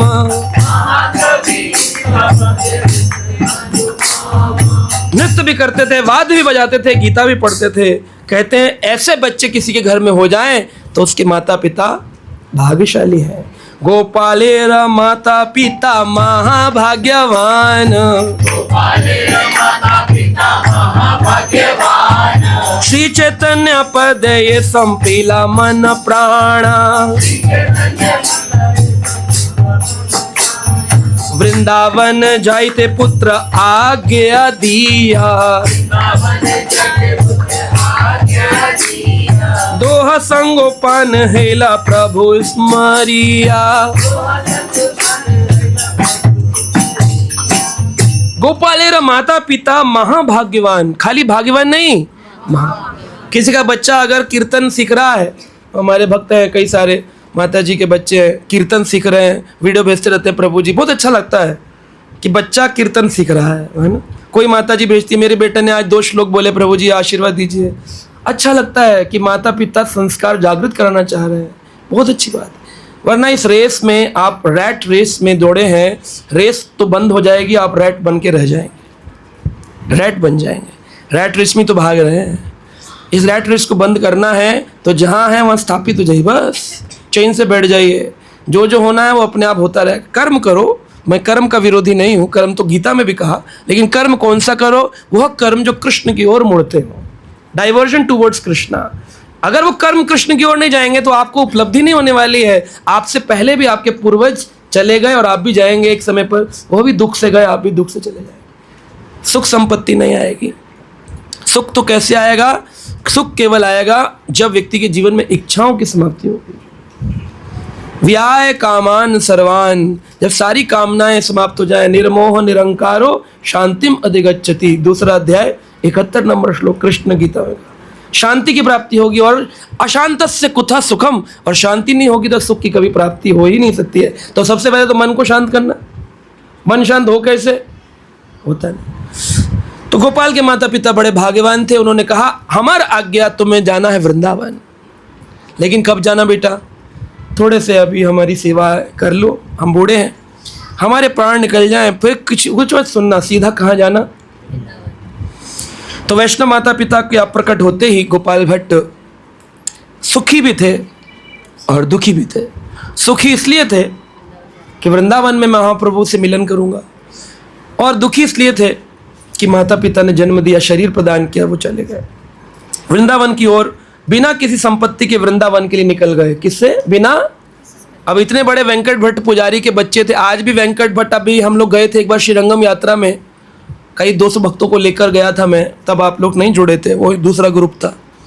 तो जब हम पहुंचे, 7 दरवाजे श्रीरंगम में, श्री संप्रदाय का हेड क्वार्टर है। आपने वो उससे बड़ा मंदिर आज तक नहीं देखो। तिरुपति बालाजी दुनिया जाती है, श्रीरंगम नहीं जाते लोग। श्रीरंगम हेड क्वार्टर है, 7 गेट्स हैं, बड़े बड़े द्वार हैं, उन द्वारों में आज भी बसेस चल रही हैं। आप बोलेंगे ये गेट 1 गेट 2 गेट 3 गेट, ऐसे 7 द्वार पार करके भगवान के लिए 3-3 4-4 घंटे मिनिमम लाइन लगती है। वीआईपी जनरल लाइन 12 घंटे 24 घंटे ऐसे लगती है।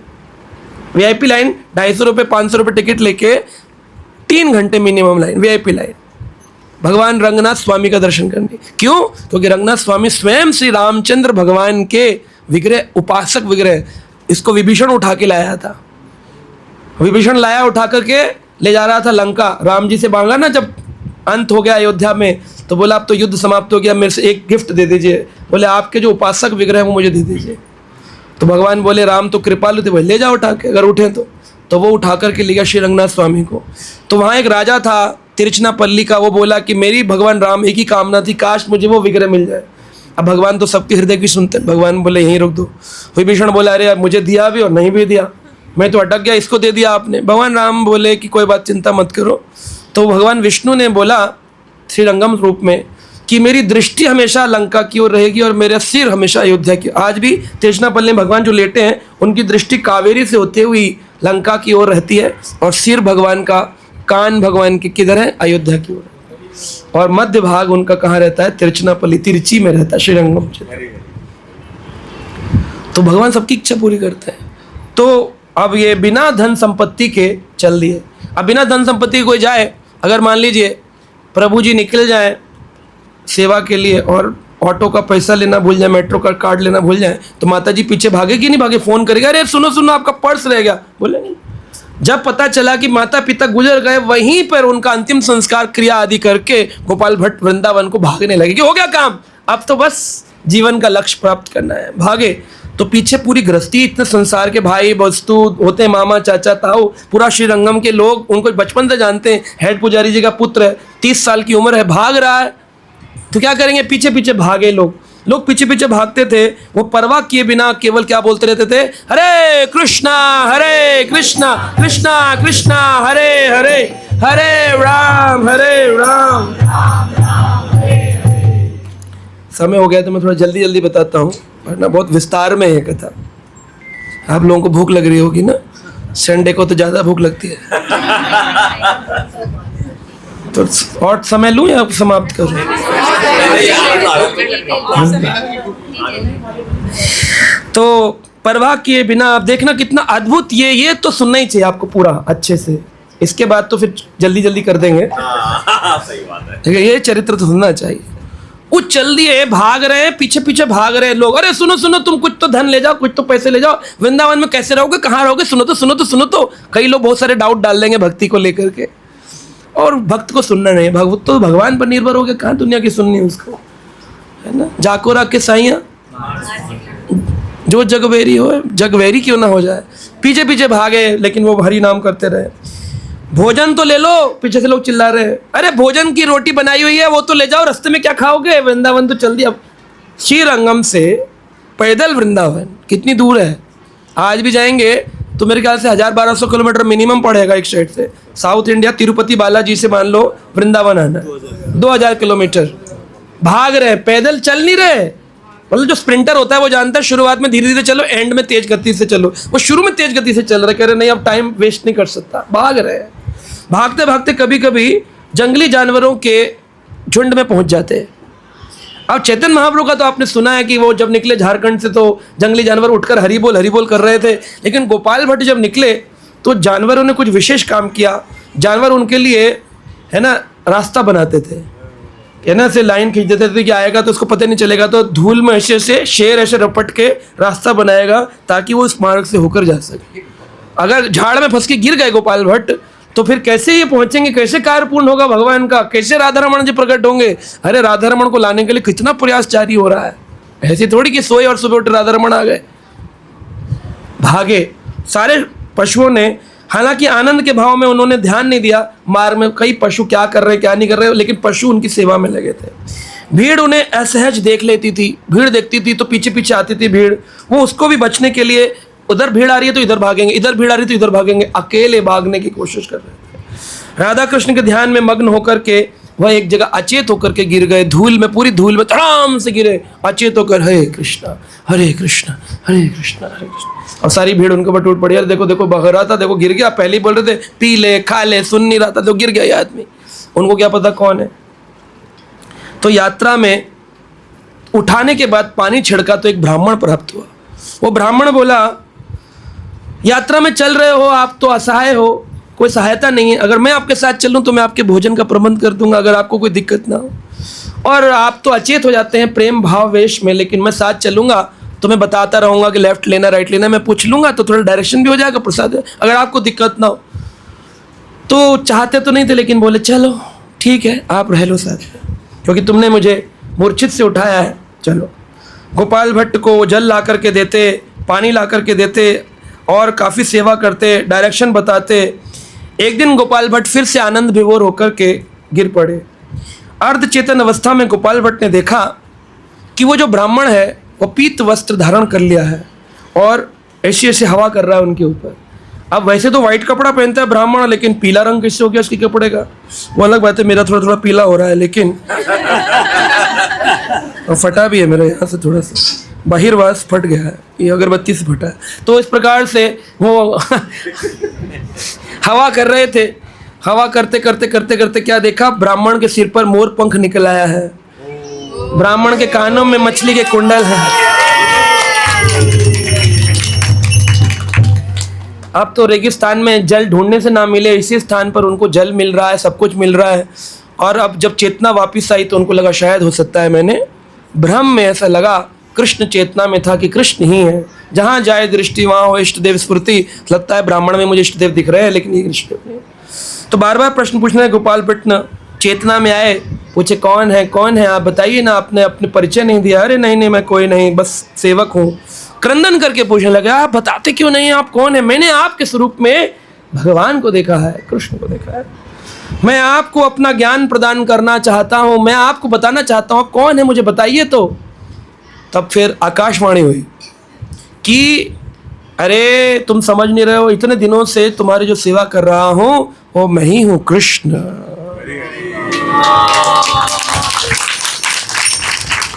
और मैं तो मुझे पता चल गया था कि तुम्हारा वृंदावन पहुंचना अब असंभव है। जिस चेतना जिस गति से तुम भाग रहे हो, जंगलों में कहीं शेर वेर खा लेगा तुम अचेतन हो जाओगे, लेकिन मुझे तुम्हें वृंदावन पहुंचाना था, इसलिए मैंने तुम्हारे साथ ब्राह्मण बनकर सेवा करी। अब रोने लग गए, प्रभु आपने सेवा करी, सेवा करी, प्रभु मैं चला जाऊंगा वृंदावन। भगवान बोले कहाँ चले जाओगे, तुम वृंदावन में ही हो।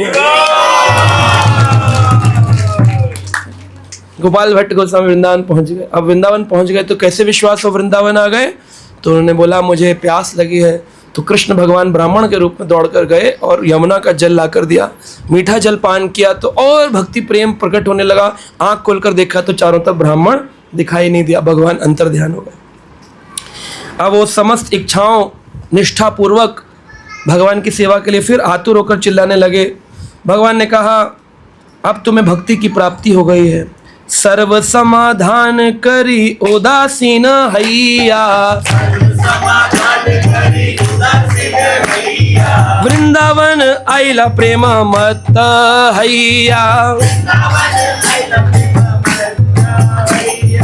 आसिया पाइला रूप सना तेरा संग, द्वि रघुनाथ सही प्रेमेरा तरंगा।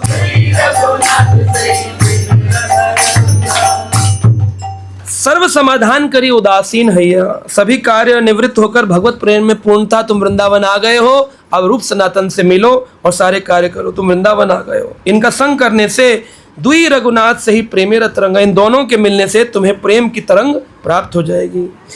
तो प्रबोधानंद सरस्वती तो उनके चाचा थे, उनको पता चला कि भाई वृंदावन में गोपाल भट्ट आया है, तो दौड़कर चाचा जी पहले जब कहीं जाए, मौसी का घर अमेरिका में हो तो पहले मौसी के घर ही जाएगा आदमी, अपना घर बाद में ढूंढेगा कहाँ रहूँगा नहीं रहूँगा। तो गोपाल भट्ट गोस्वामी को प्रबोधानंद सरस्वती मिले, वो पहले वृंदावन आ चुके थे। उन्होंने गले लगाया, उन्होंने प्रणाम किया, बड़े खुश हुए, प्रफुल्लित हो गए। वाह वाह गोपाल भट्ट, आखिरी तुम आ गए। वेंकट भट्ट का क्या हुआ, सदम्बा माता का क्या हुआ? बोले वो लोग तो शरीर छोड़ दिए हैं, मैं दौड़ता दौड़ता आया हूँ, भगवान की कृपा से आ गया हूँ। गोपाल भट्ट की प्रशंसा करी। चैतन्य महाप्रभु ने भी तुम्हारी सेवा की थी, तुम्हारी प्रशंसा की थी, तुम अद्भुत हो। इतने में रूप सनातन भी आ गए, पास ही तो रहते थे सब लोग वृंदावन में, सब एकत्रित हो गए। बोले अच्छा तुम गोपाल भट्ट तुम जानते हो चैतन्य महाप्रभु ने हमको ज्ञान प्रदान किया, और उस ज्ञान में तुम्हारा नाम कई बार आया। जैसे जो लोग आपसे प्रेम करते हैं उनकी चर्चा में पता चल जाएगा। ऐसे मैंने कई बार पूछा भक्तों से, गुरु महाराज ऐसे ऐसे बता रहे थे। जैसे कुछ भक्तों को महाराज, हमारे परम पूज्य गुरु महाराज मिलते थे बॉम्बे में, चेन्नई में, रशिया में, कनाडा में। तो जो लोग भक्त मुझे सुनते थे और बताते थे आज हम महाराज जी से मिले, तो मैं प्रश्न पूछता था कि आपने महाराज जी से मेरे बारे में बताया? तो बोले हाँ, हमने बताया कि हम आपसे ऑनलाइन जुड़े हैं, क्लास सुनते हैं, करते हैं। तो फिर मैं कहा महाराज जी क्या बोले? तो फिर महाराज जी ने कई बार अपनी चर्चा में आपका नाम लिया कि आप सही जगह जुड़े हैं, जुड़े रहिए, ऐसे करके महाराज जी ने ऐसे करके बोला, तो बड़े प्रसन्नता होती है। तो गोपाल भट्ट ने पूछा क्या महाप्रभु ने कभी मेरी बारे में बात की? तो बोले हाँ। रूप सनातन बोले अरे तुम्हारे बारे में तो बहुत बात की, बचपन के 4 मास जो तुम्हारे साथ गुजारे वो महाप्रभु को बड़े स्मरण आते थे, महाप्रभु ने हर बार उसके बारे में बताया। कहा अच्छा। उन्होंने लिखा मैं गोपाल के वृंदावन आगमन से अत्यंत प्रसन्न हूँ। ये महाप्रभु का पत्र सुना रहे हैं।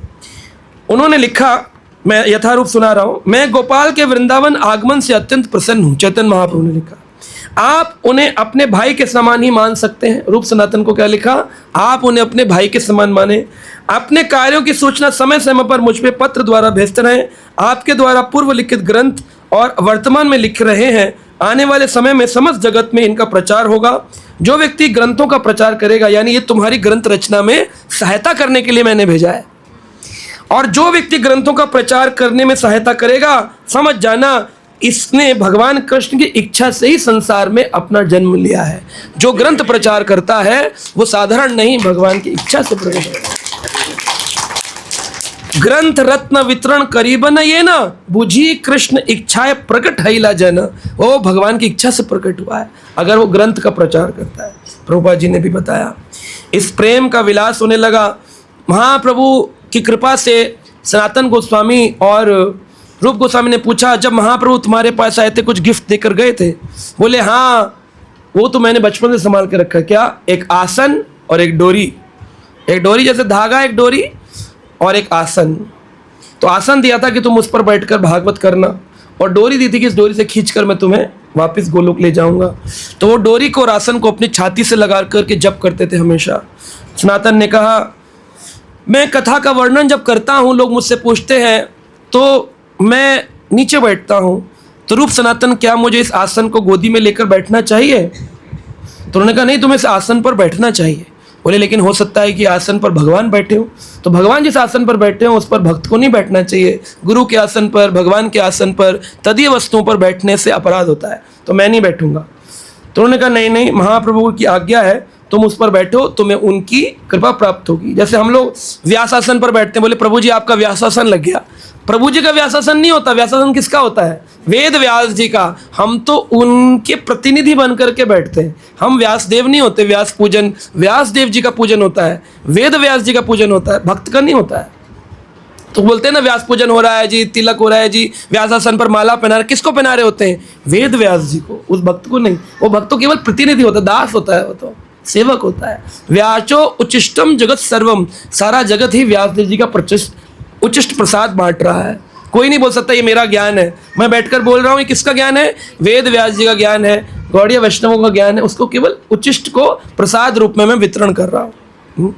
तो इस प्रकार से उन्होंने कहा नहीं तुम्हें बैठना चाहिए। तो गोपाल भट्ट ने अगले दिन से आसन पर बैठ करके और गले में वो डोरी बांध के, जैसे होता है ना कभी कभी हम लोग नरसिंह पवित्र पहन लेते हैं या कोई गुरु की माला पहन लेते हैं, कंठी गुरु के द्वारा दी गई होती है, वो गले से लगाकर डोरी चैतन्य महाप्रभु की कृपा मान के और आसन पर बैठकर ग्रंथराज श्रीमद् भागवत का प्रवचन पहले दिन देना उन्होंने प्रारंभ कर दिया। फिर उनके लिए एक लकड़ी का आसन बनवाया गया। तो आसन पर भी वो पहले महाप्रभु का आसन बिछाते थे और फिर लकड़ी के आसन पर बैठ करके प्रतिदिन क्या करने लग गए? भागवत का प्रवचन करने लग गए। और काष्ठ आसन पर बैठते थे। कहते हैं आज भी वो आसन, जब आप राधा रमण जी के दर्शन करने जाएं तो एक साइड में काष्ठ पीठ आसन, वो पट्टे के रूप में एक पट्टा लगाते हैं। तो जैसे राधा रानी भी नहीं है तो सिंगार करते, बोले राधा रानी, क्योंकि राधा रमण में तो राधा रानी है ही है। रमण यानी कृष्ण, राधा यानी राधा। राधा रमण में राधा तो है ही है, लेकिन राधा रमण के साथ राधा रानी भी श्रृंगार रूप में लगाई जाती हैं, लेकिन मूर्ति नहीं होती, केवल श्रृंगार होता है। ऐसे ही एक पट्टा लगाया जाता है, कभी ध्यान से देखें लेफ्ट साइड में, वो पट्टा गोपाल भट्ट गोस्वामी का काष्ठ व्यास आसन है, जिस पर बैठकर उन्होंने भागवत का ज्ञान संसार को दिया। उनके परिधान, वस्त्र, डोर, कोपीन, बाहिरवास आज भी संभाल के रखे। साइड में समाधि है ना, जब राधा रमण मंदिर से निकले तो गोपाल भट्ट समाधि, तो वहाँ पर आज भी उनके बाहिरवास आदि, लेकिन दिखाते नहीं हैं। वो केवल कुछ विशेष दिनों पर राधा रमण प्राकट उत्सव या फिर जन्माष्टमी, गोपाल भट्ट तिरुवाह पर दिखाया जाता है। उसके बाद जब वो रहने लगे, भागवत प्रचार करने लग गए, तो उनको एक आज्ञा याद आई। लेटर में लिखकर महाप्रभु ने उनको कहा, श्री गौरांग देव आज्ञा दीला गोस्वामी रहा, शालिग्राम है त तुम्ही देखी बारे हारी। शालिग्राम देखी बारे देखे हरी। तो तुम शालिग्राम को देखो तो समझना मैं हरि को ही देख रहे हो। तो उनके मन में आता था मेरे पास कोई विग्रह नहीं है। जब डिवोटीज नए नए भक्ति में आते हैं तो उनके मन में होता है कि हमारे पास विग्रह हो, लेकिन जब वो अपने काउंसलर, टीचर, गुरु के पास जाते हैं तो कहते हैं अभी तुम रुक जाओ, थोड़ा वेट करो। तो कई बार भक्त नाराज होते हैं, हमको मना कर दिया, उनको दे दिए, कंपटीशन मारने लगते, वो भी तो हरिनाम करते, हम भी तो हरिनाम करते। जब आप विग्रह सेवन के योग्य होंगे तो वो सेवा आपको दी जाएगी। गोपाल भट्ट के मन में था, रूप गोस्वामी के तो राधा गोविंद है, सनातन गोस्वामी के तो मदन मोहन है, जीव गोस्वामी, इसलिए सबके गोस्वामी के मेरा क्यों नहीं है। तो उनको कहा कि भाई देखो शालिग्राम भी हरि होते हैं, अगर तुम्हारी इतनी इच्छा तो तुम शालिग्राम ले सकते हो। अब वो निकल गए यात्रा पे, गंडकी नदी की यात्रा पर। रूप गोस्वामी सनातन गोस्वामी से आज्ञा लेकर कहाँ गए? हिमालय, गंडकी नदी चलने लगे। तो पहला स्थान बहुत जोर का तूफान आया, कहाँ रुके? हरिद्वार में रुके। तो हरिद्वार में एक ब्राह्मण के घर में तूफान था तो रुक गए। उन्होंने भोजन खिलाया, सेवा करी, उन्होंने आशीर्वाद दिया तुम्हारे घर में संतान होगी। तो बड़े प्रसन्न हो गए, बोले आपने क्या बात बोल दी, हमें तो डॉक्टर ने बोला था हमारे घर कभी संतान ही नहीं होगी। बोले अच्छा ऐसा था? बोले हाँ आपने तो आशीर्वाद दिया। कह रहे अब तो मुंह से निकल गया संतान तो होगी। बोले अगर हो गई, आप इतने बड़े साधु हुए कि आपके वचन सिद्ध हो गए, तो संतान आपकी सेवा में रहेगी। तो उन्होंने कहा अच्छा वो कैसे पता चलेगा? बोलो जो भी हो, जब बड़ा हो जाएगा आप हमें एड्रेस दे जाना वृंदावन का, कहाँ रहते हैं, हम भिजवा देंगे बच्चा। ऐसी बात बोल दी। वो बोले फिर तो पक्का ही होगी। वो कह करके चले गए और गंडकी नदी पहुंचे। गंडकी नदी जब पहुंचे तो वहाँ पर दामोदर कुंड, एक कुंड है गंडकी नदी में, भगवान शालिग्राम आज भी प्राप्त होते हैं। उसके ऊपर बहुत बड़ा व्यापार भी चल रहा है, बेचे जाते हैं शालिग्राम, बड़े बड़े 250 किलो 500 किलो के शालिग्राम भी होते हैं। शालिग्राम के अंदर एक कीड़ा होता है जिसको वज्र कीट कहते हैं, पत्थर का कीड़ा, वज्र यानी पत्थर, कीड़ा यानी कीट, वज्र कीट होता है। वो अंदर ही अंदर भगवान की समूल आकृतियों का निर्माण करता है।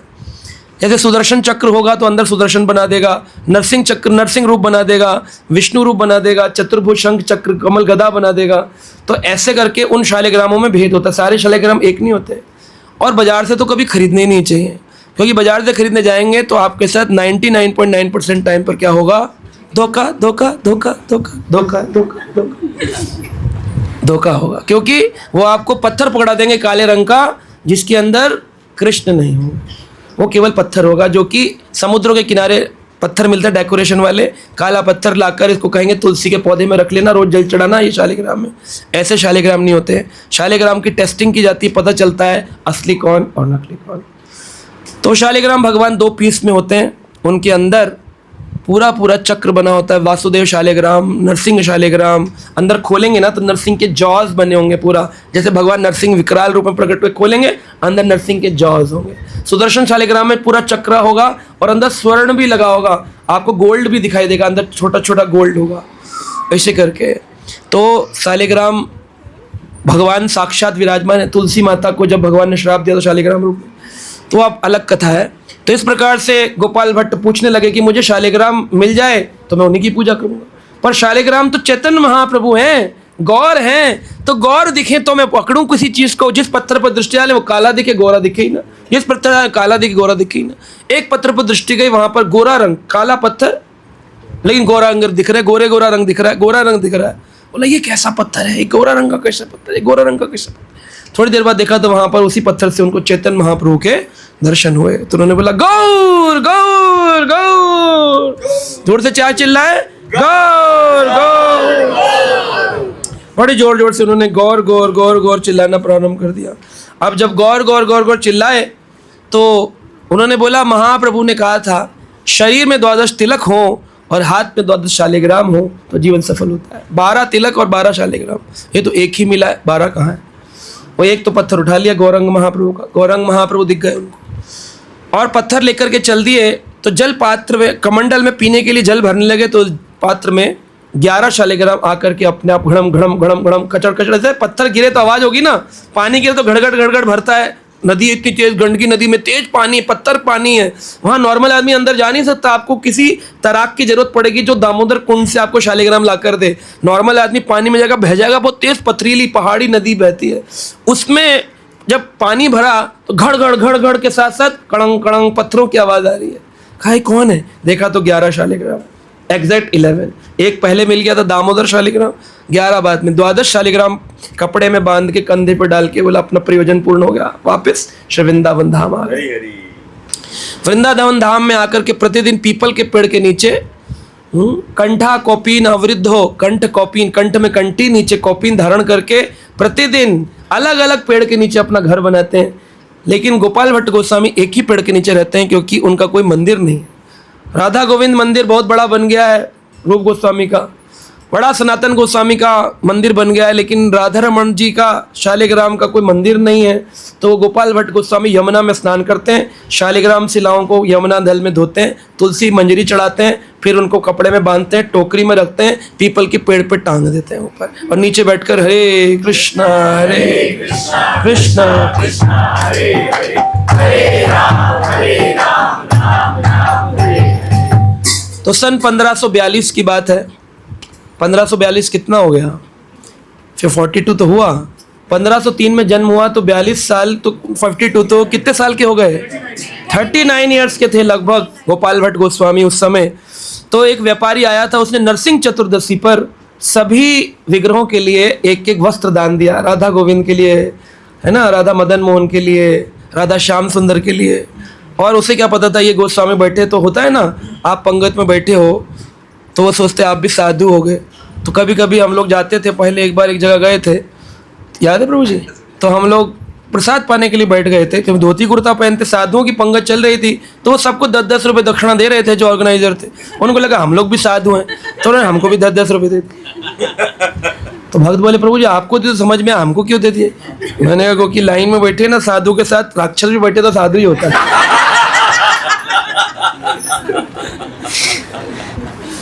तो उन्होंने उनको भी दे दिए वस्त्र। अब वस्त्र लेकर के बोले अरे कितना सुंदर वस्त्र है, लेकिन वस्त्र हो और वस्त्र पहनाऊं किसको, बिगड़े हो तो। नरसिंह चतुर्दशी का दिन था। नरसिंह चतुर्दशी की कथा करके आए थे स्वयं ही।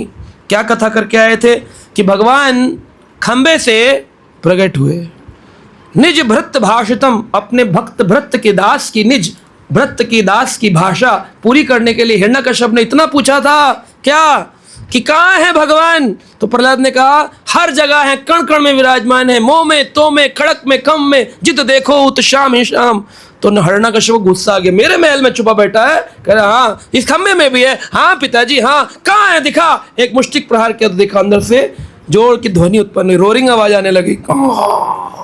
बोला कौन बैठा है इसके अंदर छुप करके? तूने कुछ किया है। जब तक कुछ किया करता रहा तब तक भगवान पिलर तोड़कर बाहर निकला है। बोला नरसिंह देव भगवान की। नरसिंह चतुर्दशी की कथा सुना के, खुद ही भागवत कथा करते थे, सुना के आए, निज भृत भाषितम। अभी कभी कभी कथावाचक को कथा करने के बाद एनालिसिस करता है कि मैंने क्या बोला, ये कैसे बोल दिया, भगवान ने क्या बुलवा दिया, ये तो नहीं बोलना चाहिए था, लेकिन निकल गया, वो तो भगवान बुलवा रहे। आप कितना प्लान करो, ये बोलेंगे वो बोलेंगे, निकलेगा वो जो भगवान चाहेंगे। निकल आया। अब रात को सोचने लगे खंबे से प्रहलाद के लिए आए, जो कि दैत्य कुल में जन्म लिया, वो तो ब्राह्मण कुल में जन्म लिया। वेंकट सबके विग्रह हैं, सबको मिले, भूमि से आ जाओ, पेड़ से टपक जाओ, कहीं से तो आओ प्रभु, ताकि मैं आपकी सेवा कर सकूं। इससे उदास होकर के रोने लगे और मन में विचार करने लगे कि अगर खंबे से आ सकते हैं तो किसी भी पत्थर से आ सकते हैं। ये शालिग्राम भी तो भगवान ही है, इनमें से आ जाएं भगवान, कहीं से तो प्रकट हो जाएं। क्या मैं प्रहलाद बिल्कुल ही निकृष्ट हूँ? क्या मैं भगवान का सेवक नहीं हूँ? इससे भाव जगत करते पूरी रात रोते रहे। 8 बजे रोना प्रारंभ किया था, सुबह 3, 3:30, 4 बजे तक रोते रहे। 4 बजे रोते उनको थोड़ी मूर्छा आ गई, नींद सी आ गई और वो वहीं पर थोड़ा सा मूर्छित होकर लेट गए। फिर उठे, उठने के बाद प्राय गमछे में बंधे हुए शालिग्राम जी को ले आते थे, टोकरी से जमुना जल में स्नान कराया। स्नान करा कर लाए तो बोले आज टोकरी थोड़ी भारी लग रही है। प्रतिदिन तो टोकरी थोड़ी हल्की जैसे पता चलता है, आज थोड़ी भारी लग रही है। तो आश्चर्यचकित होकर के पोटली खोले।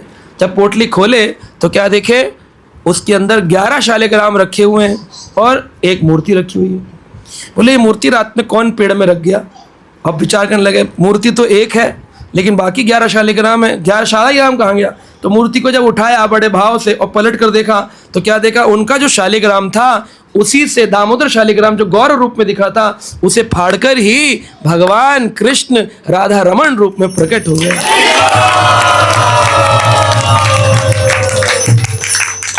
देखिए आज के कलयुग में भी भगवान पत्थर से आ सकते हैं। लोग बोलते कौन सा माँ बाप कृष्ण के, कौन माता कौन पिता? कोई माता पिता नहीं, पत्थर से भगवान आ सकते हैं। भगवान को कोई माता पिता की जरूरत नहीं है, वो आदि भगवान है। उनसे पहले ना तो कुछ था सृष्टि में, ना कुछ होगा, ना कोई देवता था, ना कोई मनुष्य था, ना कोई पशु था।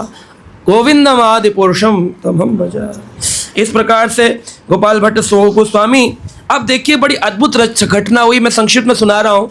भागवत में गोपियाँ जब भगवान को ढूंढ रही थी तो राधा रानी नाराज होकर के एक पेड़ के ऊपर बैठी थी। उस पीपल के पेड़ के ऊपर राधा रानी बैठी थी और कृष्ण वहाँ से गायब हो गए थे। जिस पेड़ के नीचे से कृष्ण गायब हुए थे उसी पेड़ के नीचे गोपाल भट्ट आकर के प्रार्थना करने लग गए थे और ये मंजरी है। तो राधा रानी से नाराज होकर के कृष्ण अंतर ध्यान हो गए थे, लेकिन गोपाल भट्ट गोस्वामी गुणा मंजरी की सेवा भावना से प्रसन्न होकर के वही कृष्ण पीपल के पेड़ पर वापस प्रकट हो गए। जब राधा रानी के कृष्ण दूर हो गए थे तो राधा रानी ने, भागवत में एक श्लोक आता है, जोर से पुकारा था, हा नाथ रमण प्रेष्ठा क्वासी क्वासी महाभुज दास्यते कृष्ण कृपणाय में सखे दर्शन सन्निधम। हे सखे, क्वासी क्वासी कहाँ गए महाभुज? तुम्हारी तो इतनी बड़ी बड़ी भुजाएं, आपने मुझे पागल बनाया। राधा रानी कहती है मुझे गोदी में उठा लो, गोदी में उठा लिया। फिर कहती है कंधे पे बिठा लो, कृष्ण कहते हैं अच्छा कंधे पर ऐसे तो नहीं बिठा सकता हूँ, तुम पेड़ पर बैठो फिर कंधे पर बैठना। पेड़ पर बिठाया, अंतर ध्यान हो गया नीचे, और राधा रानी धड़ाम से नीचे गिर गई। तो राधा रानी में क्या भाव आ गया था, किस लिए चले गए कि कृष्ण केवल मेरे हैं। ऐसा भाव आ गया था कि गोपियों के नहीं, किसी के नहीं, देखो मुझे स्पेशल ट्रीटमेंट मिल रहा है, मुझे स्पेशल मिल रहा है, मुझे स्पेशल मिल रहा है। इस बात के कारण कृष्ण बोले नहीं, मैं सबका हूँ, मैं सर्वज्ञ हूँ, सबका हूँ। तो भगवान अंतर ध्यान हो गए। और गोपाल भट्ट गोस्वामी की जो दीनहीनता थी, अति दीन, इतना निर्मल भाव था कि वो अपने को नाम मात्र, नाम लिख दो केवल, ना करीबे प्रचार, मेरा प्रचार मत करना, ऐसा भाव जागृत करने वाले गोपाल भट्ट की दीनहीनता से भगवान वापस प्रकट हो गए। तो राधा रानी में ऐसा कोई दोष नहीं है। महाभाव ठकरानी श्रीमती राधा रानी केवल शिक्षा देने के लिए ऐसी लीलाएं होती हैं ताकि हम समझें कि हम में कोई वीआईपी भाव नहीं आना चाहिए। अरे दर्शन नहीं हो रहा है, चलिए वीआईपी दर्शन कर लेते हैं, अरे और पास से दर्शन कर लेंगे। अरे आप भगवान के पेट में भी जाकर बैठोगे ना, तब भी अनुभूति नहीं होगी जब तक आप में भाव नहीं है। वीआईपी को भगवान नहीं मिलते हैं, भगवान दीन को मिलते हैं, है ना। तो दीनहीन बनना चाहिए, ऐसा भाव। तो उन्होंने, राधा रानी ने उनका नाम रख दिया था कृष्ण का, हे नाथ रमण प्रेष्ठा। तो इसीलिए रूप गोस्वामी आदि को जब पता चला, उन्होंने व्याकरण भागवत का विश्लेषण किया और उस विग्रह का नाम रखा राधा रानी। गोपालेरा प्रेम धन श्री राधा रमण, गोपालेरा प्रेम धन श्री राधा रमण, श्री गौर सुंदर मूर्ति हैला से ईशान, श्री गौर सुंदर मूर्ति हैला से ईशान। रूप गोस्वामी ने कहा ये तो आपके प्राण धन है, उसी पीपल वृक्ष से आए हैं, तो इसलिए इनका नाम होना चाहिए राधा रमण। बड़े प्रसन्न हुए, लेकिन मन में भाव आ रहा था राधा रमण मिल गए, मैं तो गौरांग का भक्त हूँ, राधा रमण तो कृष्ण है। कभी कहते हैं गौर मिलते तो कहते कृष्ण नहीं मिलते, कृष्ण मिलते तो कहते गौर नहीं मिलते, दोनों चाहिए थे उनको। तो राधा रमण जी का दर्शन करने गए, स्थापना करी गई वहीं पेड़ के पास में, एक आज भी एक गद्दी लगी हुई है पीपल पेड़ पे, वहां पर रख दिया गया। सबसे पहला भोग उनको क्या लगाया गया, गुड़ और तिल ही अवेलेबल था, दक्षिणा में जो आता था भिक्षा में, उसी को चाशनी बना के तिल के लड्डू प्रथम भोग राधा रमण जी को दिया गया। राधा रमण ने तिल का भोग खाया। अब बने कैसे, अग्नि गैस चूल्हा तो था नहीं, अग्निदेव प्रकट हुए। आज भी 500 साल बीत गए, वहां पर निरंतर अग्नि जलती है, जो माचिस से नहीं जलती है, निरंतर जलती रहती है। और उसमें प्रतिदिन भोजन बनता है। जब शांत कर देते हैं तो थोड़ा नीचे चली जाती है, फिर दूसरे दिन आते हैं तो ऐसी बस बोल देते हैं और फिर अग्नि प्रकट हो जाती है। तो इस प्रकार से अग्निदेव वहाँ पर रहते हैं भगवान की सेवा के लिए प्रतिदिन। इससे पता चलता है साक्षात है। 12 इंच के भगवान है, 16 उंगली के भगवान है, 16 फिंगर्स, 1 2 3 4 5 6, ऐसे 5 और 5 10 उंगली, और ऊपर 4 उंगली, 6 उंगली लगा लो, 16 उंगली के भगवान है, 12 इंच, ऐसा वर्णन किया गया है। तो उन्होंने मन में भाव आया, धंगार करके रखा गया। तो उनके मन में भाव आया काश मुझे गौरंग महाप्रभु मिलते, तो राधा रमण रूप में उन्होंने चैतन्य महाप्रभु का भी दर्शन कराया। गौर हैला राधा रमण, कौन हुए, तो बोर्ड से क्या चिल्ला है, गौर हैला राधा रमण, गौर हैलो राधा रमण, गौर हैलो राधा रमण। और फिर राधा रमण जी की सेवा करने के लिए प्रतिदिन भोजन कौन बनाए, तो वस्त्र तो पहली नरसिंह चतुर्दशी के अगले दिन बड़े प्रसन्न हुए। आज भी 1000 मटकों से उनका अभिषेक होता है। आज भी यमुना के जल से हर वर्ष बड़ा भंडारा होता है। एक बार हम लोगों ने पाया था, तभी से ये भक्त लोगों को राधा रमण पसंद आ गए और ये ले आए स्थापना करने के लिए। फ्री भंडारा, पूड़ी लस्सी कचौड़ी खाओ, मजे उड़ाओ, हरि बोल करो, खूब बढ़िया प्रसाद मिलता है। राधा रमण जी का अभिषेक होता है, पूरा हर वर्ष होता है, हर साल। तो राधा रमण 500 वर्षों से विराजमान है। औरंगजेब आदि आए, मुसलमान आए, विग्रहों को जयपुर पहुंचाया गया, सिटी पैलेस में छुपाया गया, लेकिन राधा रमण जी इतने छोटे हैं। वो आए थे मुसलमान, बोले ये मंदिर है, कहा नहीं ये राधा रमण का घर है। तो समझे नहीं कि राधा रमण का भगवान है। बोले ये मंदिर है, बोले नहीं राधा रमण का घर है। बोले अच्छा घर है, तो घर छोड़ के छोड़ गए मंदिर। तो इसलिए राधा रमण जी आज भी राजस्थान की जगह वृंदावन, उत्तर प्रदेश जो भूमि है उसमें ही विराजमान है। और फिर भजन सेवा करने के लिए कोई नहीं था, तो एक दिन वो विचार कर रहे थे कि प्रतिदिन मैं भोज ही बनाता रहूँगा तो माला कब करूँगा। तभी क्या देखते हैं कि एक लड़का आया, बोला मुझे मेरे पिताजी ने आपकी सेवा में भेजा है। कह रहे तुम्हारा नाम क्या है, कह रहे मेरा नाम है दामोदर। कहा दामोदर? कौन दामोदर? कहा एक बार आप हरिद्वार की यात्रा में गए थे, आपने मेरे माता पिता को आशीर्वाद दिया था तुम्हारे घर अगर संतान होगी तो उन्होंने कहा था वो आपकी सेवा में भेजेंगे। कहा हाँ हाँ आपकी सेवा में भेज दिया है। कहा बहुत अच्छा है, चलो सेवा करो। उसको दीक्षा दे करके सेवा में लगा दिया और सेवा करने लगा। फिर उनको लगा कि उन्होंने कहा भाई देखो वैरागी लोग कहाँ से चलेंगे, सेवा करेंगे, पूरा परिवार होना चाहिए, तो पूरा परिवार हो तो अच्छा रहेगा, तुम शादी कर लो। उन्होंने कहा नहीं मैं तो सेवा में रहूँगा, मैं शादी नहीं करूँगा।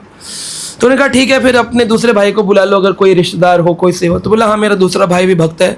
माता पिता को चिट्ठी लिखी तो उन्होंने दूसरे भाई को भी भेज दिया और दूसरे भाई को गृहस्थ जीवन में प्रवेश कराया।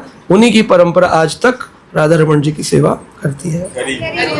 जीवन में भक्ति और शांति का संचार करना चाहते हैं तो देर किस बात की, जुड़िए हमारे YouTube चैनल कृष्णा टीवी से, जहां आपको मिलेंगे भक्तिमय वीडियोस, प्रेरणादायक भागवत कथाएं और अनमोल आध्यात्मिक ज्ञान। तो अभी सब्सक्राइब करें और हमें फॉलो करें एवं अपने प्रियजनों के साथ ये दिव्य यात्रा साझा करें और आध्यात्मिकता की ओर कदम बढ़ाएं। हरे कृष्णा।